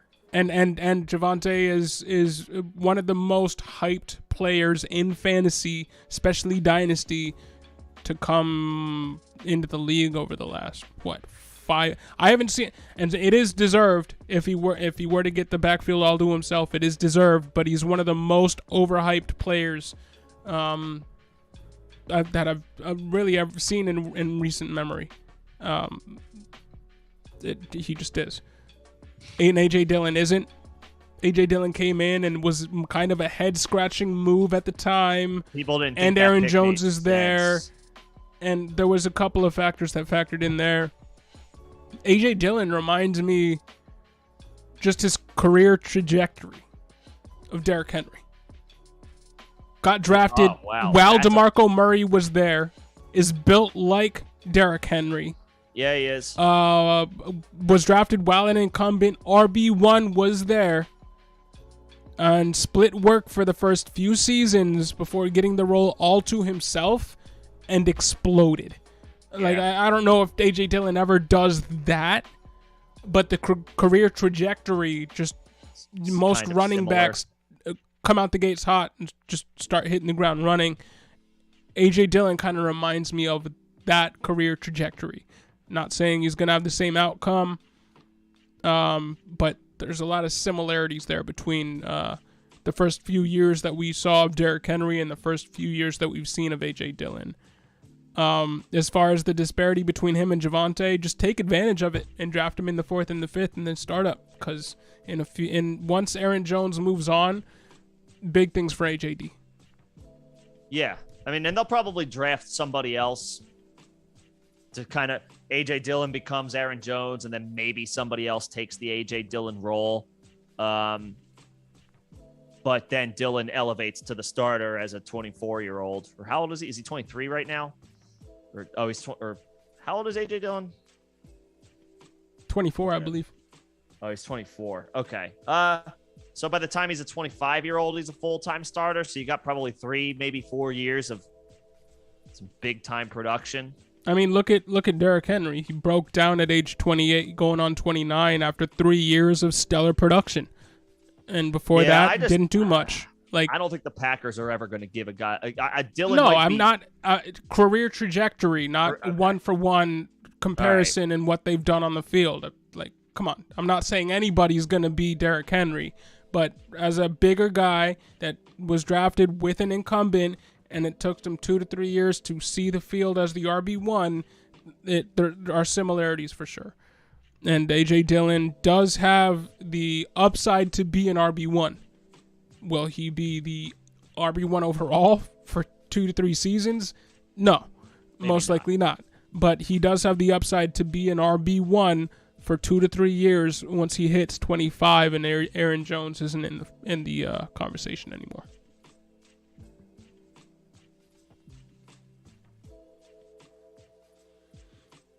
There you go. But yo, P. Diddy, Papa Diddy Puff, I have an offer to trade KJ Osborne for Tyrion Davis-Price. I have Sermon, need RB depth, especially after this Kenneth Walker news. Should I accept it?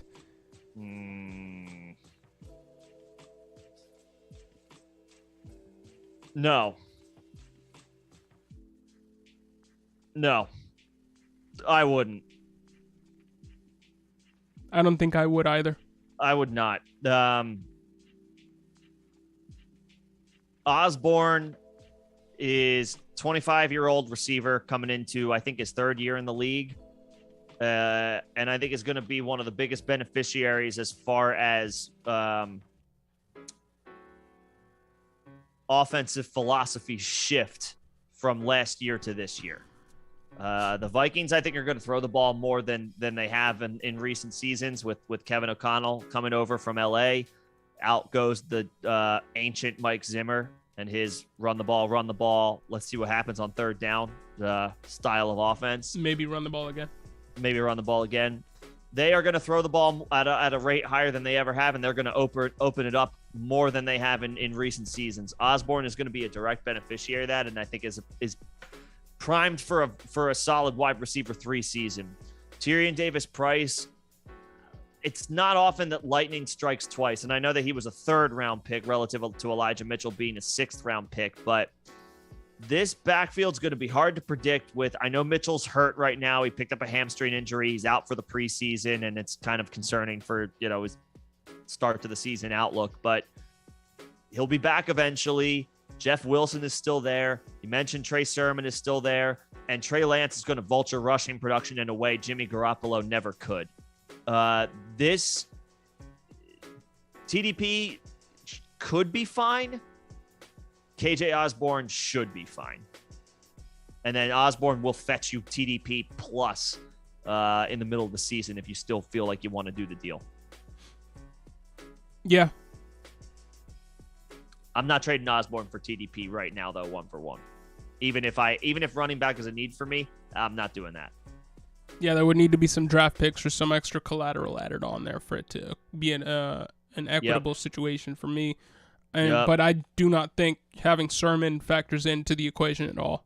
I would rather have KJ Osborne. I'd just rather have Osborne. I would just rather have Osborne. I think he's gonna have a very nice season. And Quinn, you had a dynasty startup. Y'all would laugh at my team. Been doing fantasy for 15 years and don't draft on ADP. That's fine. Share it. Hey, let us see it. Yeah, let's check it out. We try not to be we try kind of hard to not be assholes on here. No, we no, only to Nemo. It's okay. Only to Nemo. And that's just but I would just say, yo, put it in on the Discord. We do have some few more questions to answer in the chat, but we have been going for almost 3 hours. And I do want to kind of wind this down because, well, it's only 5:30 on Nick's side of the world or side of the country. A little later. It's coming up on 9 on 9 for me. Yeah, we can. And we've been doing this for almost 3 hours. So throw that into the Discord. If you're not joined on the Discord, definitely join the Discord. We would love to have you. It's free. Link is in the description down below. And we can have a take. Third link in the description, I think. Yeah, if anybody's not in Discord and wants to join, evergreen invite in the third link in the description of this video, and all of our recent videos, where you can continue asking questions or just talk shop. You do not need to be a member to join the Discord. But yeah, let us know. Rojo also likes KJ this year. He might be replaceable, but not yet. So is TDP. I think TDP, the third round running backs are kind of the definition of replaceable too. Now TDP is 21. Third round and later is replaceable.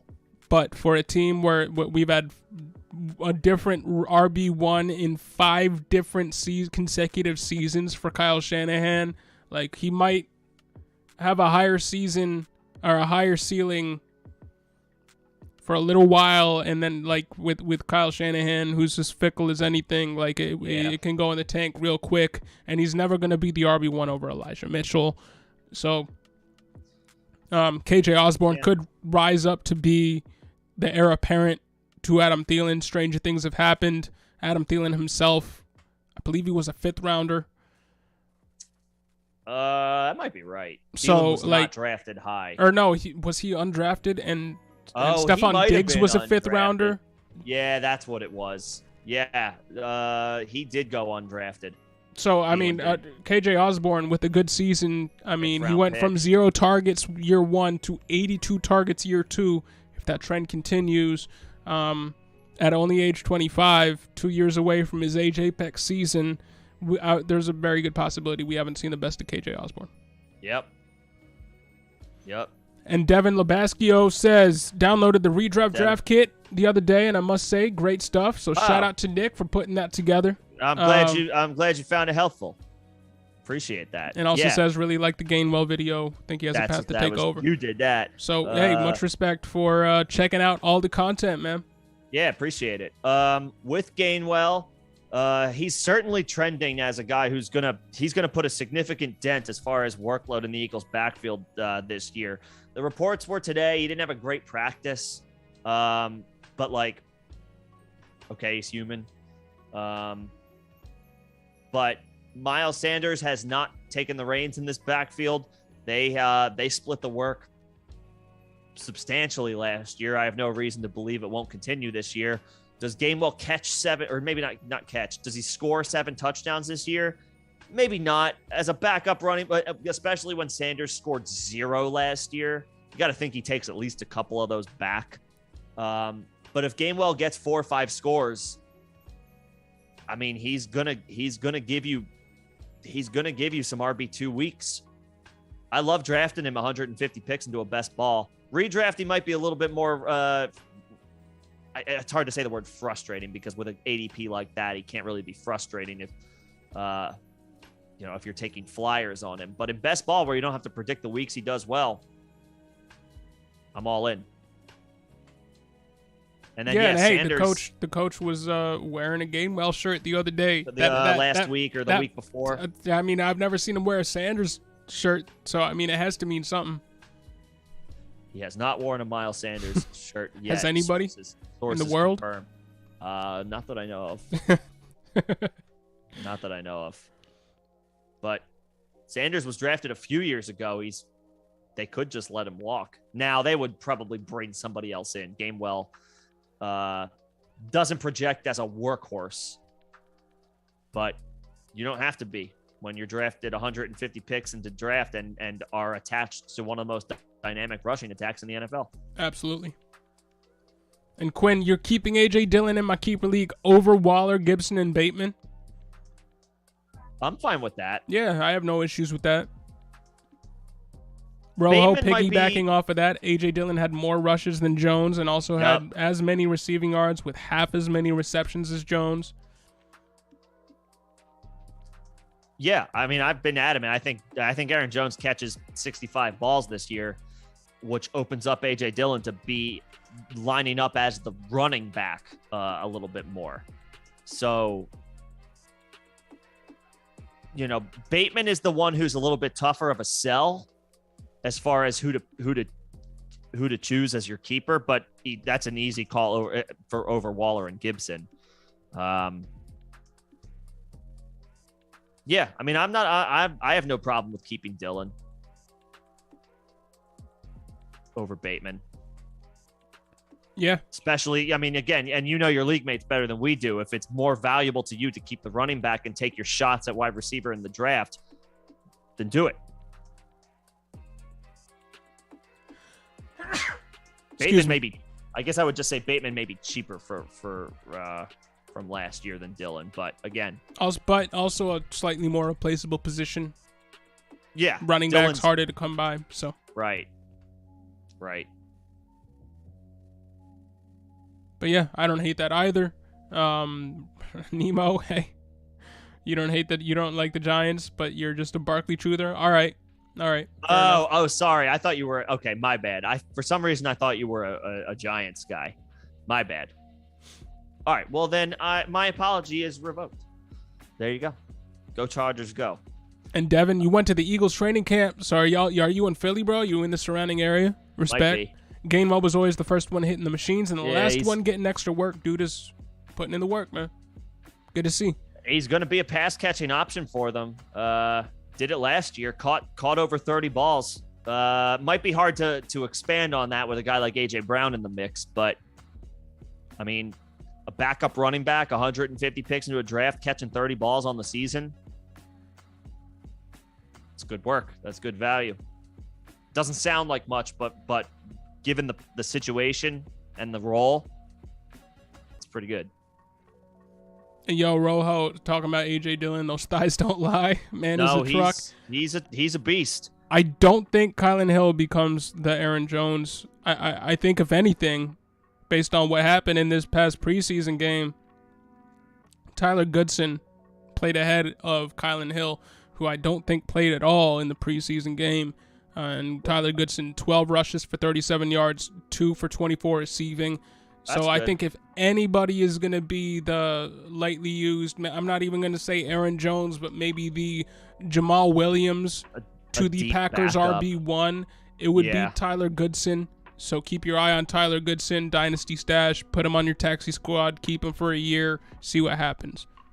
I guess I'm not up to speed on Kylan Hill's injury recovery process, but he did tear his ACL last year, so he could still be working his way back from that, and then why he didn't play the first preseason game. Fair.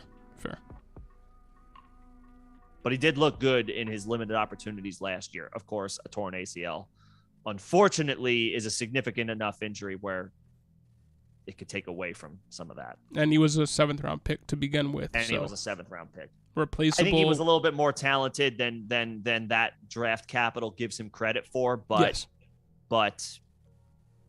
unfortunately in the NFL, that can turn out to not matter somewhat quickly. And Tyler Goodson, I believe he was an undrafted free agent, but still been 4.4 speed, played well.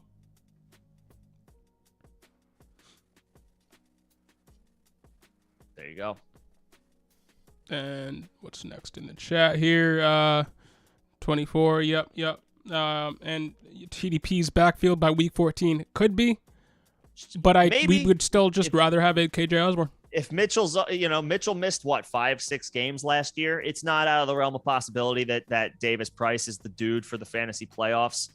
But that's a big if, and he'd still be splitting work with Jeff Wilson and maybe Trey Sermon, and Trey Lance is going to be taking all kinds of rushing production. I I know that running back is more difficult to find than wide receiver. I would wait. I would wait until the season to try to acquire TDP for a guy like Osborne, because I'm trying to get a little bit more out of the person selling TDP, because I'm banking on him maybe being somewhat quiet to begin the season, whereas Osborne's got a chance to make some more noise as a third receiver on what's becoming, I think, a pass-first offense. Yep. No, I like KJ Osborne. But, like, yeah, could it be his backfield by the fantasy playoffs? Sure. I'll acquire him week 6 or 7 along with a second-round pick for a guy like Osborne, and then I'll feel good. I don't know if you're going to be able to swing that, but we'll see.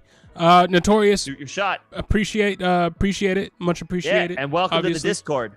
Yeah, welcome man. to the Discord. Nemo, you know it's all love, man. We're cool, man. Don't worry. We're cool.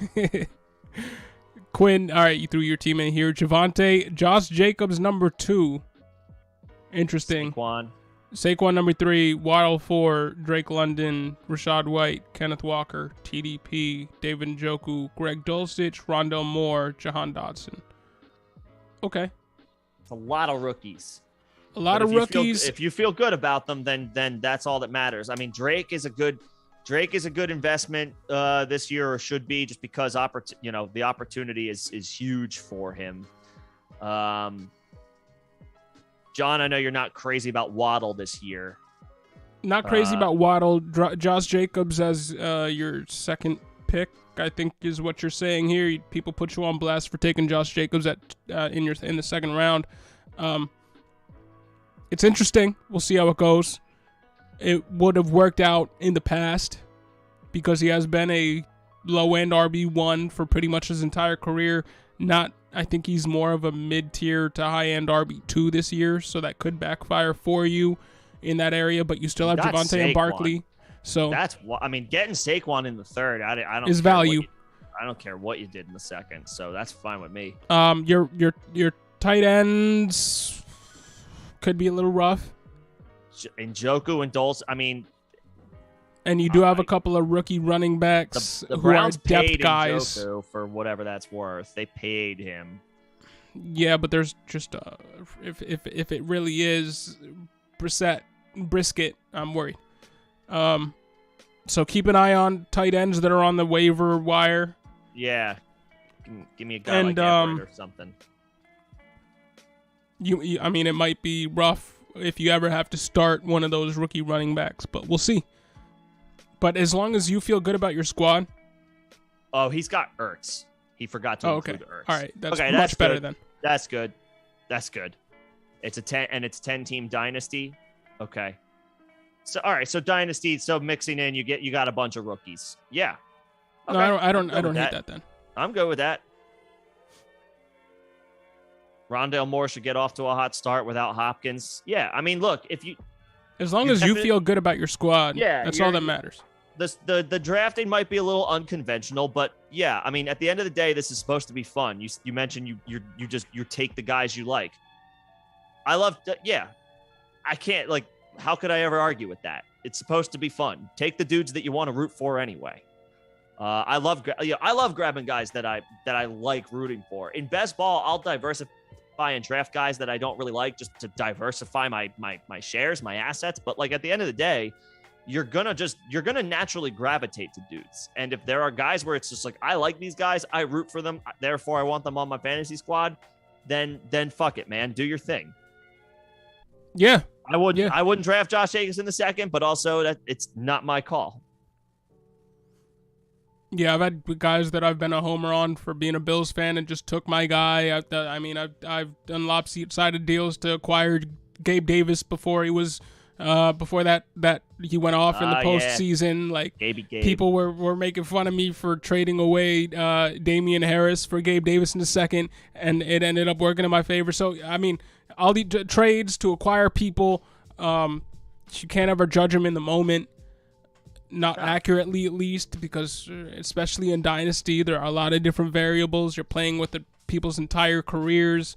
So it's all as long as you like the squad that you got, that you ended up with, that's all that matters. Yeah. And everybody else can kick rocks. That's kind of how I Right. approach Even dynasty. if you make a trade and you like quote unquote overpay for a dude that you just want, you sell the farm for a guy that you want, you're getting put on blast by your league mates. If you want the deal, if you want the player and are willing to pay whatever the asking price is, and it's considered by everybody else to be way too much, well, screw them. Do what you want. It's your team. You know? But I can't hate. you might want to think about changing your thoughts on Zamir White, because he could be the RB1 for the Raiders as soon as next year, and he is also a guy who runs very mean. So keep that in mind, Quinn. Just keep that in mind. But Something again, to think about. If you end up with players that you love, that's really all that matters.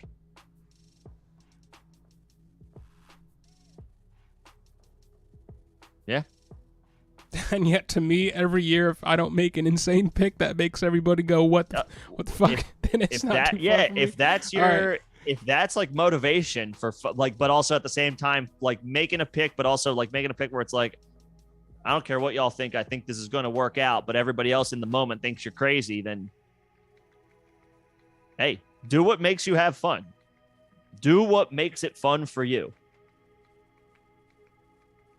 I appreciate that mindset. Sometimes a lot of people pigeonhole themselves when it comes to ADP, and just take your guy once or twice a year. It's gonna backfire for each person, most likely. So yeah.